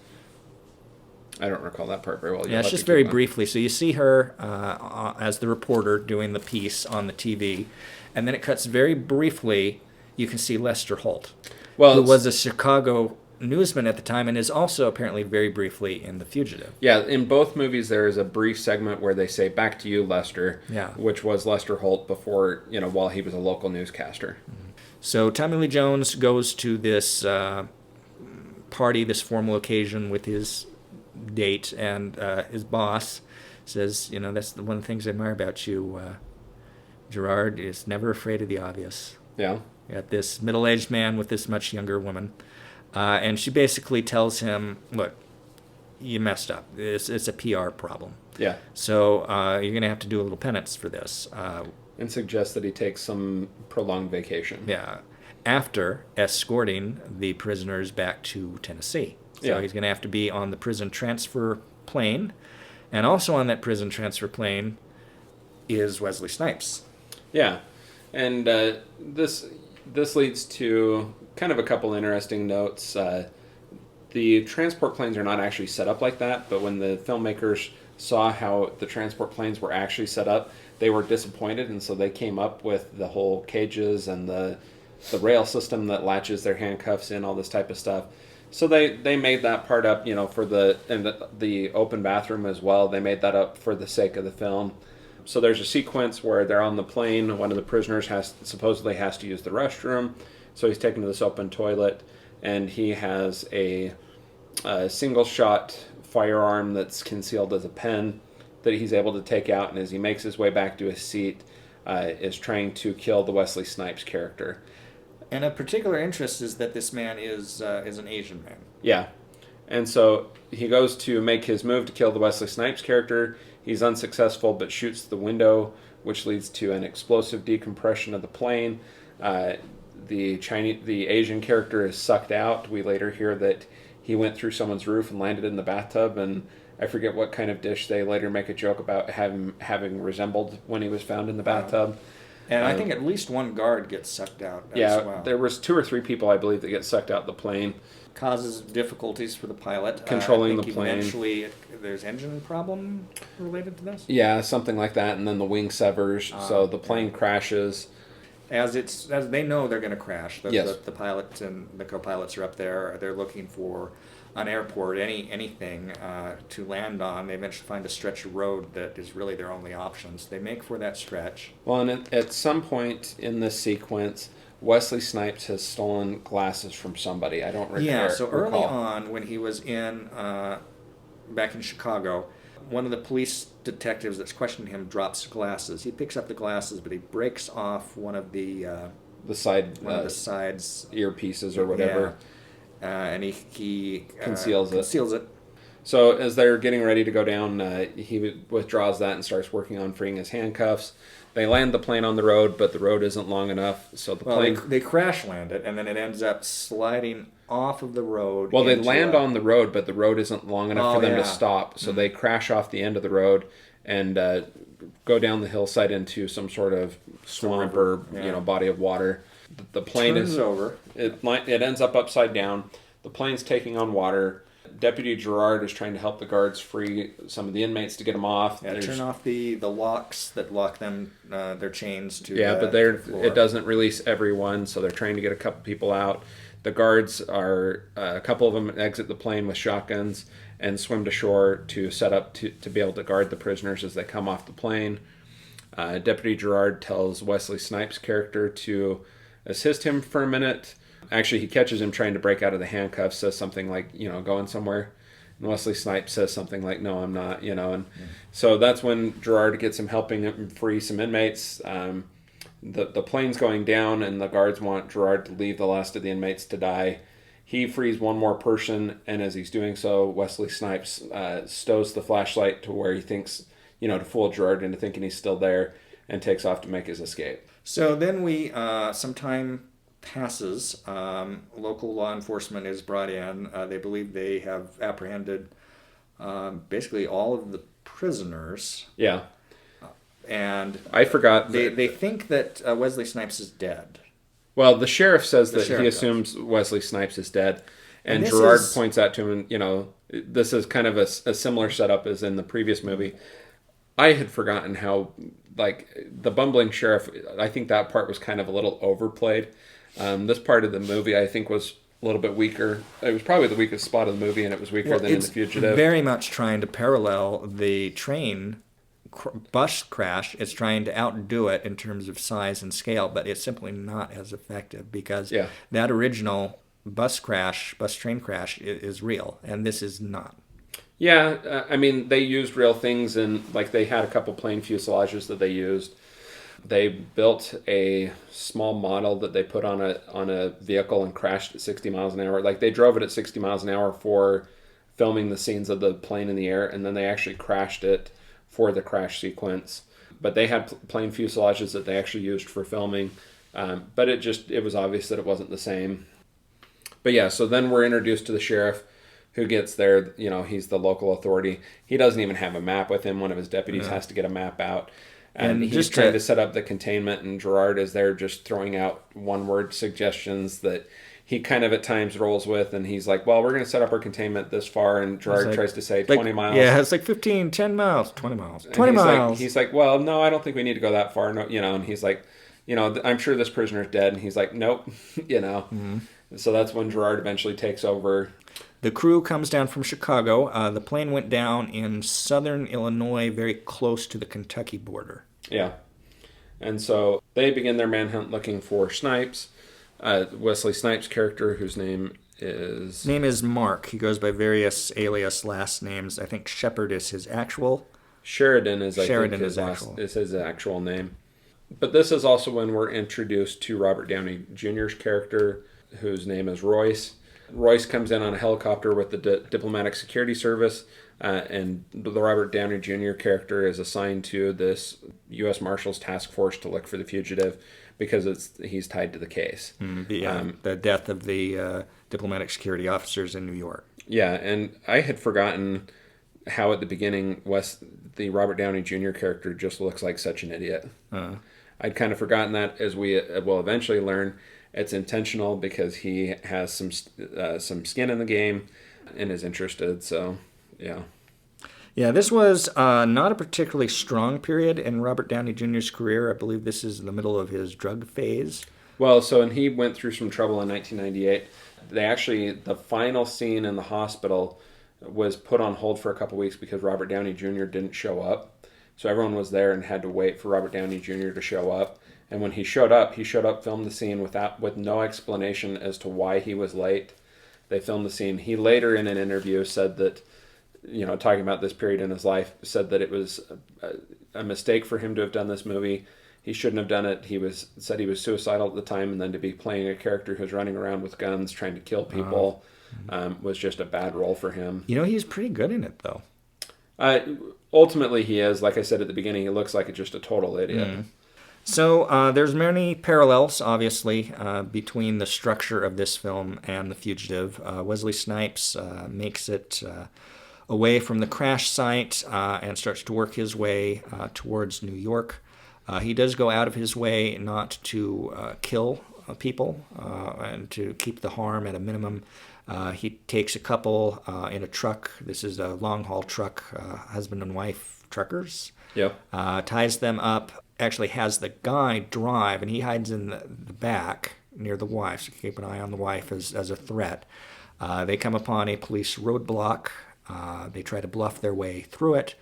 Almost succeeds, but the husband and wife are acting a little odd, and the wife uses her leg to push some bloody prison clothes to where it can be seen by the officer who stopped them. The officer starts working his way back to the car. Pulls out his radio. To call reinforcements. Snipes figures out what's going on, demands that the driver just ram the roadblock. foot pedal to metal, get past the roadblock, and he kind of miraculously, they don't go into much detail in this, works his way from Kentucky. Well, a short time later, the truck is found, and he's just tied them up in the truck. Yeah. They're not injured, but he secured them so that they wouldn't be able to get out of the truck, and he kind of had them park the truck somewhere secretive. And he does that with somebody else, and at least one other time, because they talk later on about a guy who they find in Pennsylvania who had been tied up in his truck for like 6 hours or so. When Snipes or Mark went to get some other vehicle, but eventually he makes his way to New York. Yep, and in New York, he very soon rents an apartment. This also had a tie to The Fugitive. The Wesley Snipes character, when he rents the apartment from the landlord, he's let in to view it, same as Harrison Ford's character was in The Fugitive. And he looks at the apartment, turns around, and actually uses the exact same line that Harrison Ford uses in The Fugitive, and says, I forget whether he says it'll do or if that's perfect. Yeah. But uses the exact same line. There's a few of these ties that reoccur throughout the film, but we learn his apartment is close to the UN and close to the Chinese embassy? Yeah, Chinese mission for the Chinese mission. So then he sets up some security cameras to observe a particular entrance or exit. I think it was the back loading docks or something like that. Kind of an interesting actor note. I had forgotten Michael Paul Chan was in this film. Michael Paul Chan is not... He's been in a lot of movies. He's been in a number of TV shows. I would say he was a successful actor. He was in one of my favorite TV shows, The Closer, which also led to the spinoff of Major Crimes. Was a regular character in that. But I'd forgotten he was in this. And he plays an interested person in the film. Michael Paul Chan plays a man named Chen, not very far off in the name game, who is seen coming out of the embassy or the mission and is who Wesley Snipes is looking for, which sets up the next several next spots in our movie. And some really memorable set pieces, which the chief things that I remembered from this movie are those set pieces, which we'll get to in a moment. Now, Mark, Wesley Snipes' character, has been doing a really good job of keeping hidden, making sure not to hurt people. He's doing everything right, except he has a weakness, and that weakness is his girlfriend. His girlfriend is played by the Swiss-French actress Irene Jacob. Her name is Marie. And they had met in Chicago. She was there at the hospital, was there at the police station, has been advocating for Mark, loves Mark.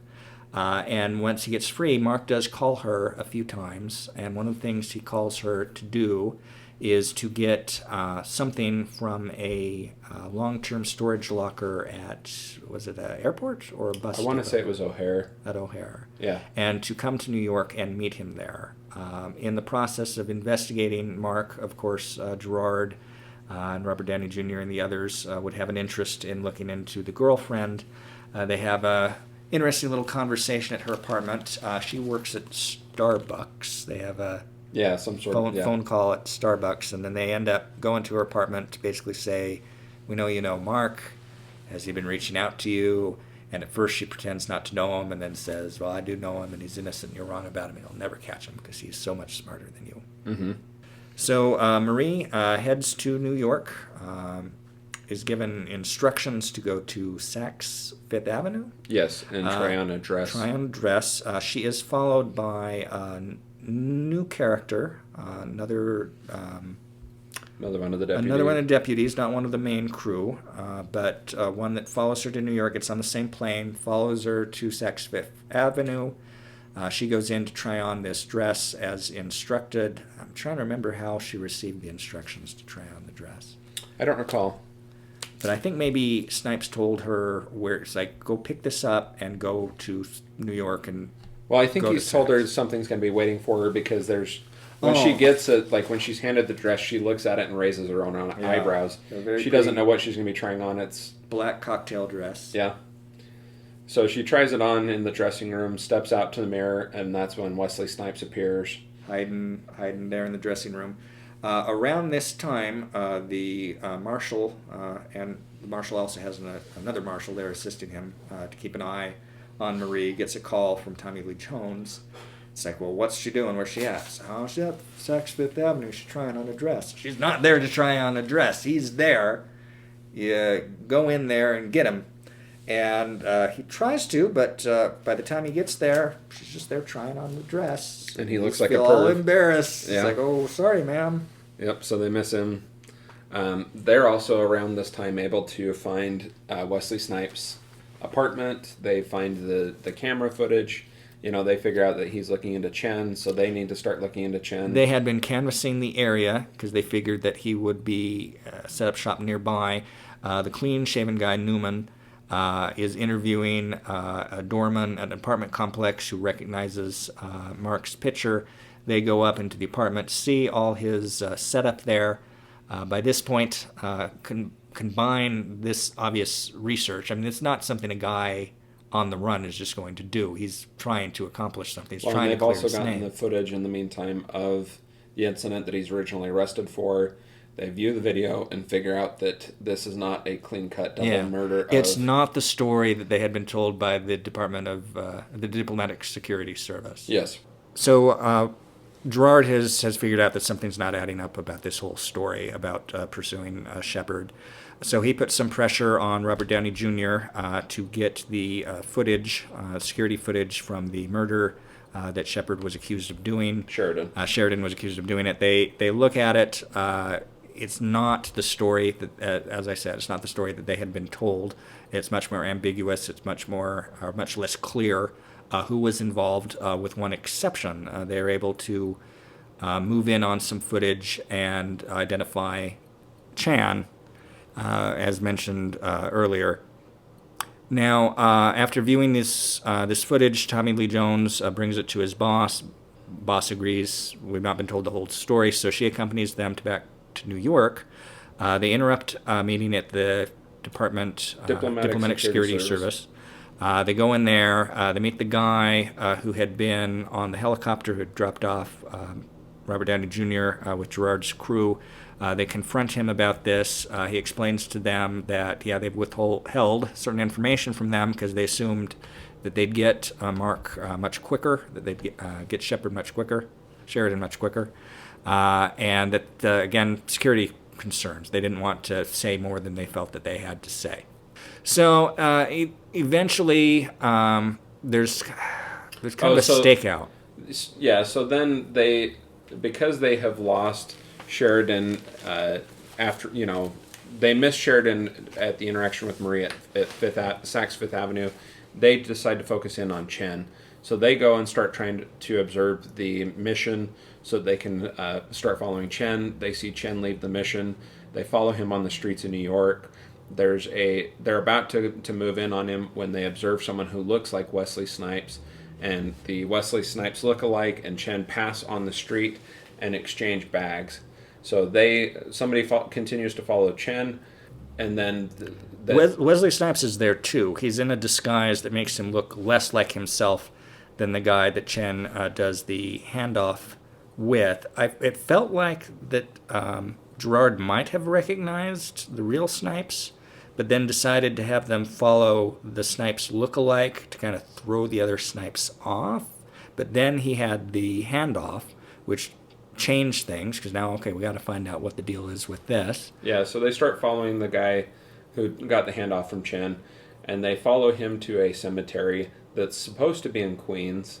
The real cemetery is set in Chicago. It's kind of a quick note that all of the New York pieces, the pieces that are supposed to be in New York, were actually filmed in Chicago, and the pieces that were supposed to be in Chicago were primarily filmed in New York, which is kind of an interesting tidbit.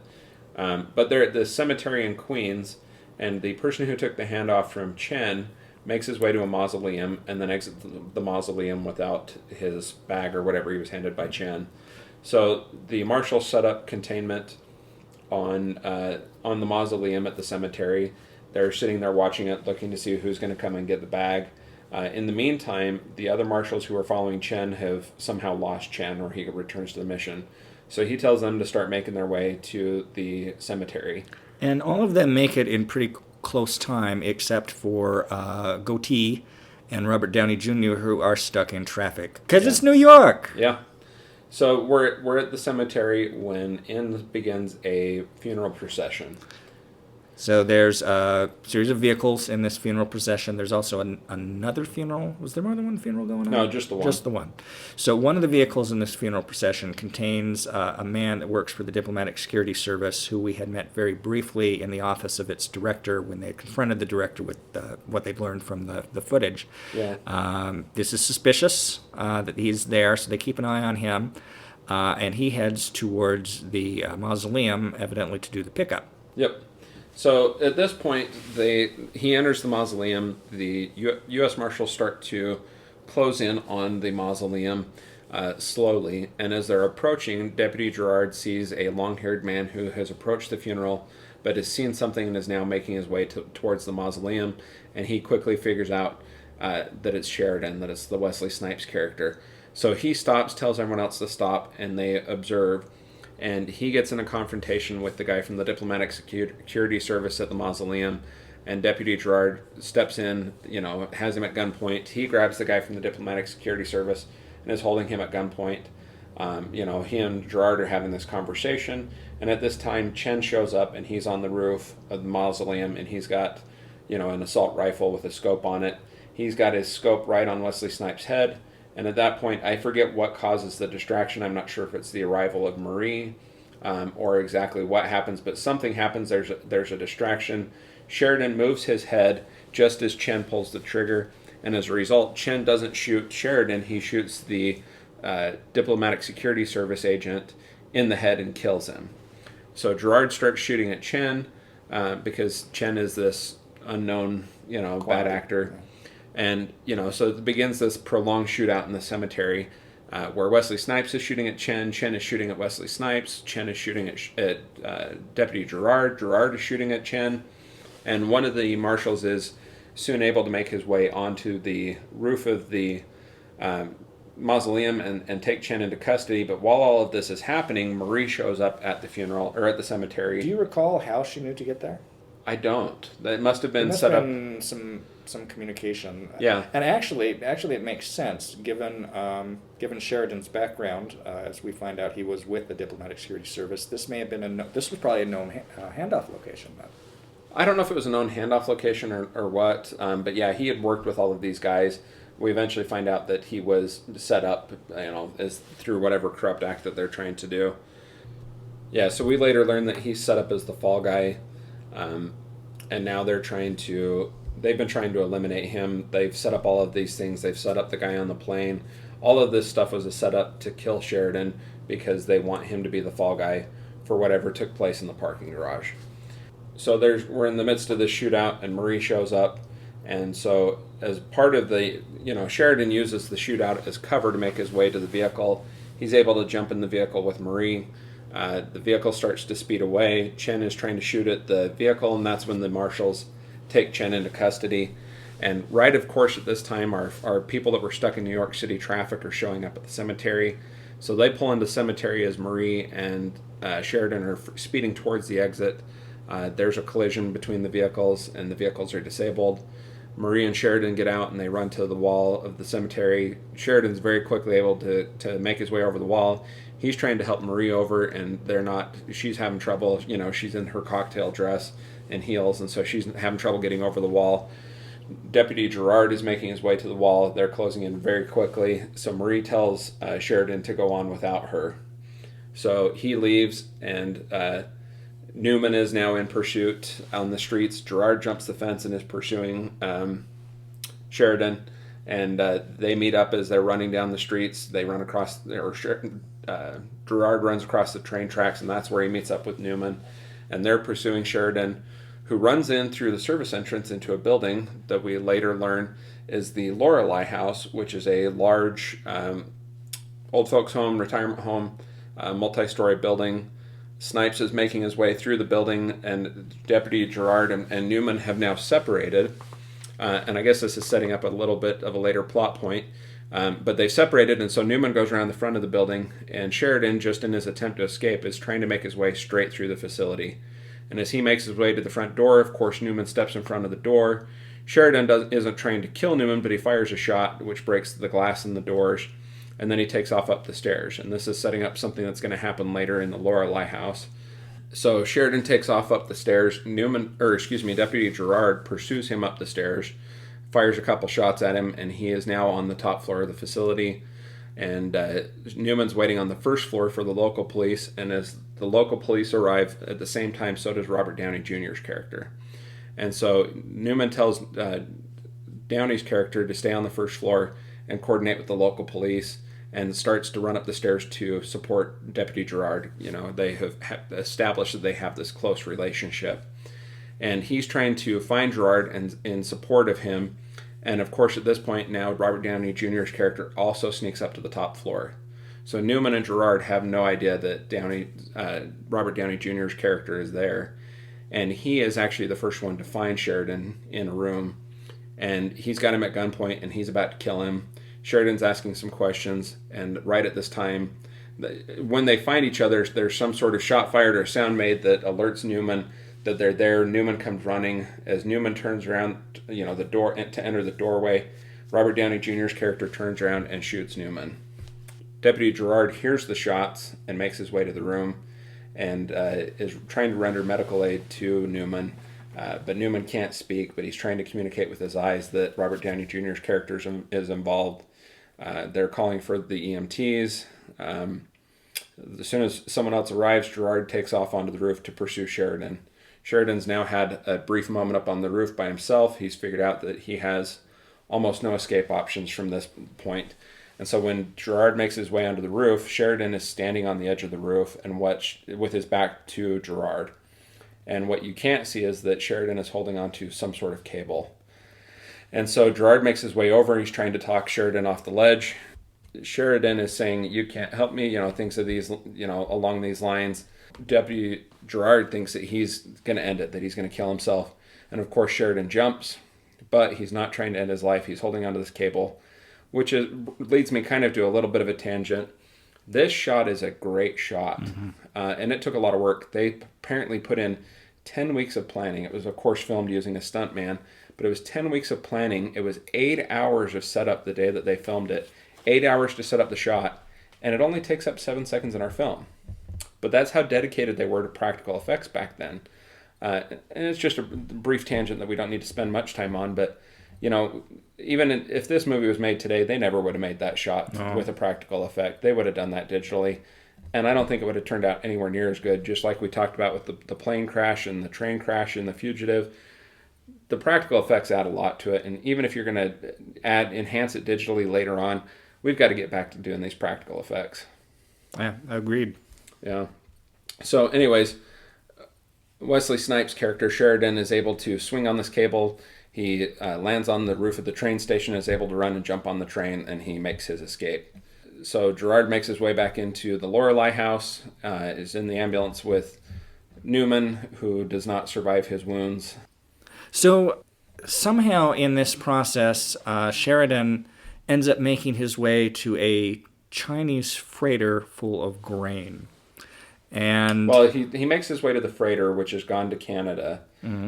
And when Gerard finds the boat and they make their way, they get a helicopter and fly up to it in Canada. That's where it's taking on the grain. Okay. Though sending grain to Canada is a little bit like sending coal to Newcastle. Uh-huh. It's like they have a lot of grain in Canada. Yeah. There's it's not an entirely Asian crew, but I got the sense that it was possibly Chinese owned. I don't recall. But somehow Sheridan has worked his way, made arrangements somehow to be on this vehicle, on this freighter as a passenger. Yeah, which is something you can occasionally do. They somehow get the connection that something about a cargo ship, and they find out that there's a few passenger cabins on the cargo ship, and they make that connection, which is when Deputy Gerard requests the helicopter. He walks out to the helipad and opens the door, and who's sitting inside the helicopter? Robert Downey Jr. Oh. So they fly up there, and that's how Robert Downey Jr. is with Deputy Gerard when they arrive at the cargo ship. So they make their way onto the boat together, and they talk to the captain, who tells them they're on the sea deck. He's on the sea deck and what room he's in. Gerard and Robert Downey Jr.'s character make their way down to the sea deck, and as they're walking down the hallway, Sheridan steps out, sees them, and takes off running the other way. They start pursuing him, and as they're running down the hall, it's kind of funny, just as Deputy Gerard walks past a door, the door opens, and Robert Downey Jr.'s character just full speed slams into this door and is knocked down. Deputy Gerard continues to pursue Sheridan. They get out onto the deck of the boat, and Sheridan has hidden. He jumps Gerard, and they get into a scuffle over the gun. And they get the scuffle inside a big compartment full of grain. They're against the cargo net that's holding a bunch of things, and their arms get entwined in the cargo net, and the crane operator can't see them and begins to lift the cargo net and lifts them up with it. They're wrestling over the gun in the air when the gun falls into the grain silo, and Sheridan gets kind of a little bit of an advantage on Gerard, and they both fall off at the cargo net down into the grain silo. And then they have a struggle in the grain silo, which actually leads to a little anecdote on my part. So I had mentioned that I had seen this film theatrically with my friend Jackson Irish. And so we're in the theater, we're watching the film. And as they're struggling in the grain, at one point, Tommy Lee Jones is holding Wesley Snipes' head into the grain, trying to basically suffocate him. Yeah. And so I'm watching that, and I start to laugh in the theater. And I later tell my friend that just a little line popped through my mind, unbidden. Tommy Lee Jones holding Wesley Snipes' head into all that grain, and I hear, "Eat your grains." And it just took me out of the movie for some random reason. Well, in the sequence of the film at this moment, Robert Downey Jr.'s character has gotten up and has made his way to the edge of the grain silo as the workers are watching, and repeatedly shoots Sheridan. Not mortal wounds, but shoots him repeatedly. They take him into custody, and Gerard notices... Gerard's reaction is a little bit like, "Why are you doing this?" Well, it's not only that. When he looks up and sees that it was Robert Downey Jr.'s character, he notices that Robert Downey Jr.'s character has a different firearm. He has a Glock, which at the very beginning of the film, Gerard has suggested to him that he needs to get a Glock and get rid of his shiny, pistol. But it stands out in Gerard's head, and he's not sure why. So they take Sheridan into custody. They take him to the hospital, which leads to the concluding sequence of the film. So they're at the hospital, and Robert Downey Jr. is sitting outside of Sheridan's room. Deputy Gerard is sitting outside of Sheridan's room when Robert Downey Jr.'s character shows up. So they're there, and obviously there's other personnel there to guard him. One other, sheriff's deputy. Mm-hmm. Yeah. So they're at the hospital.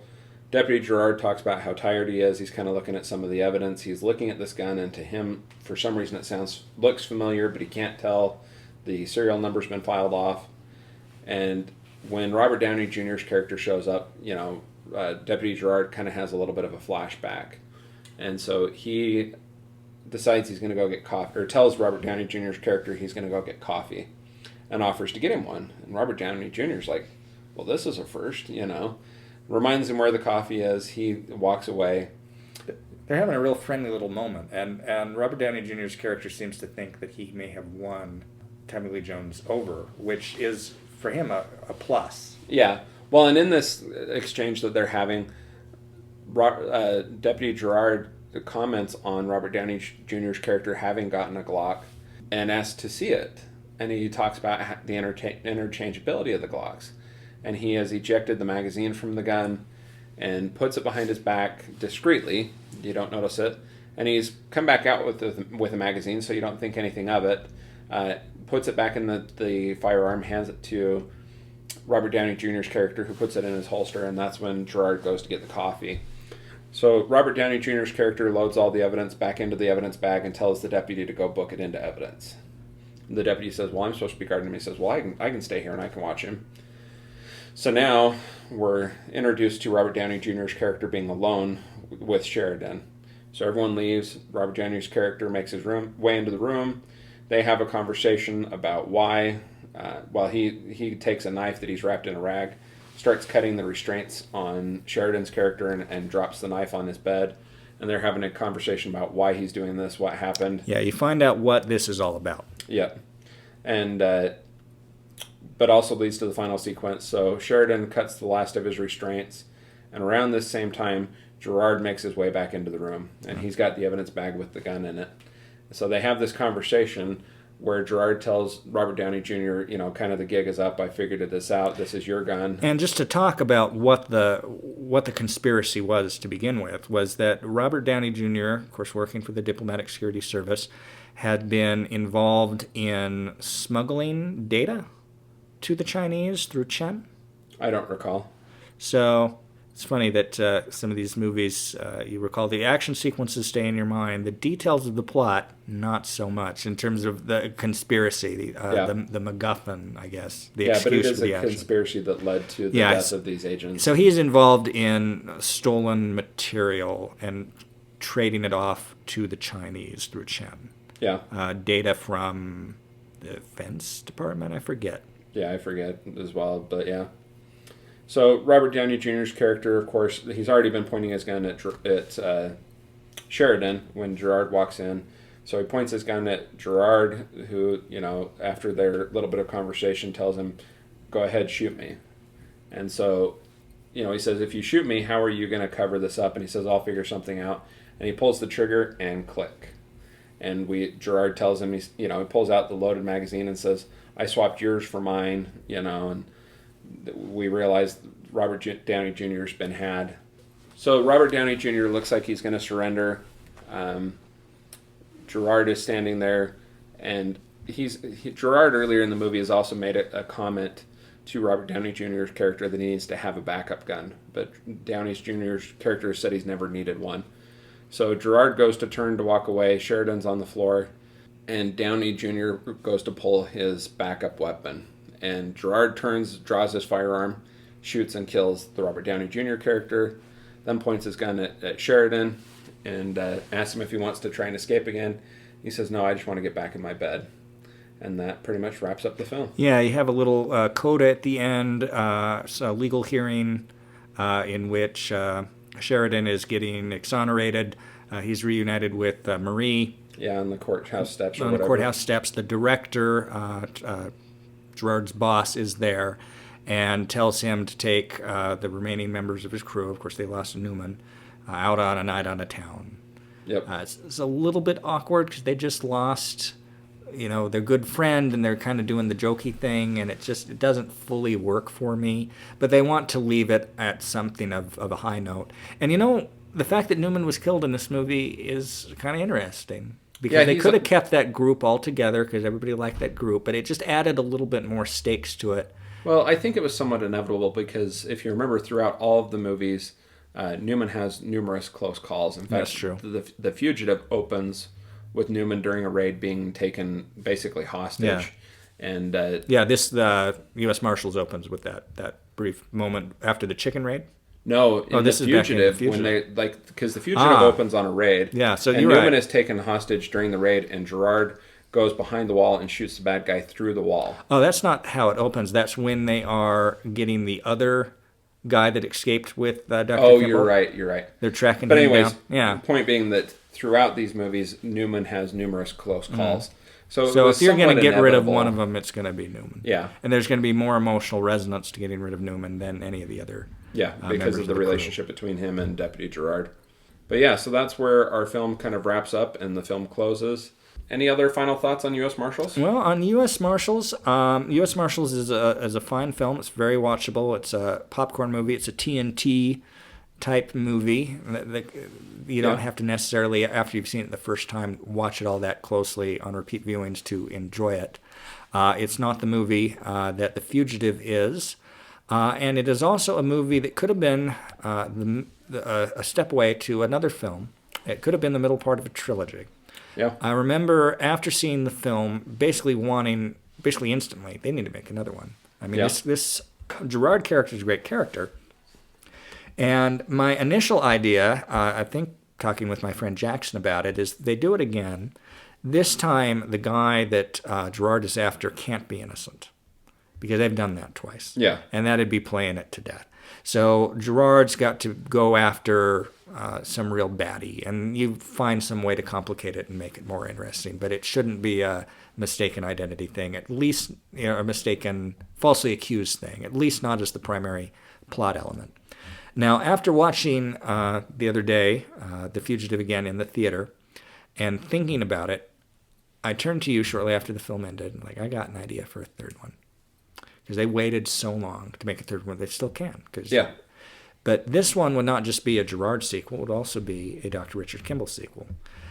So my idea was that, again, this would be 2019, 2020, whenever they theoretically make it. So your two leads are oldish men now.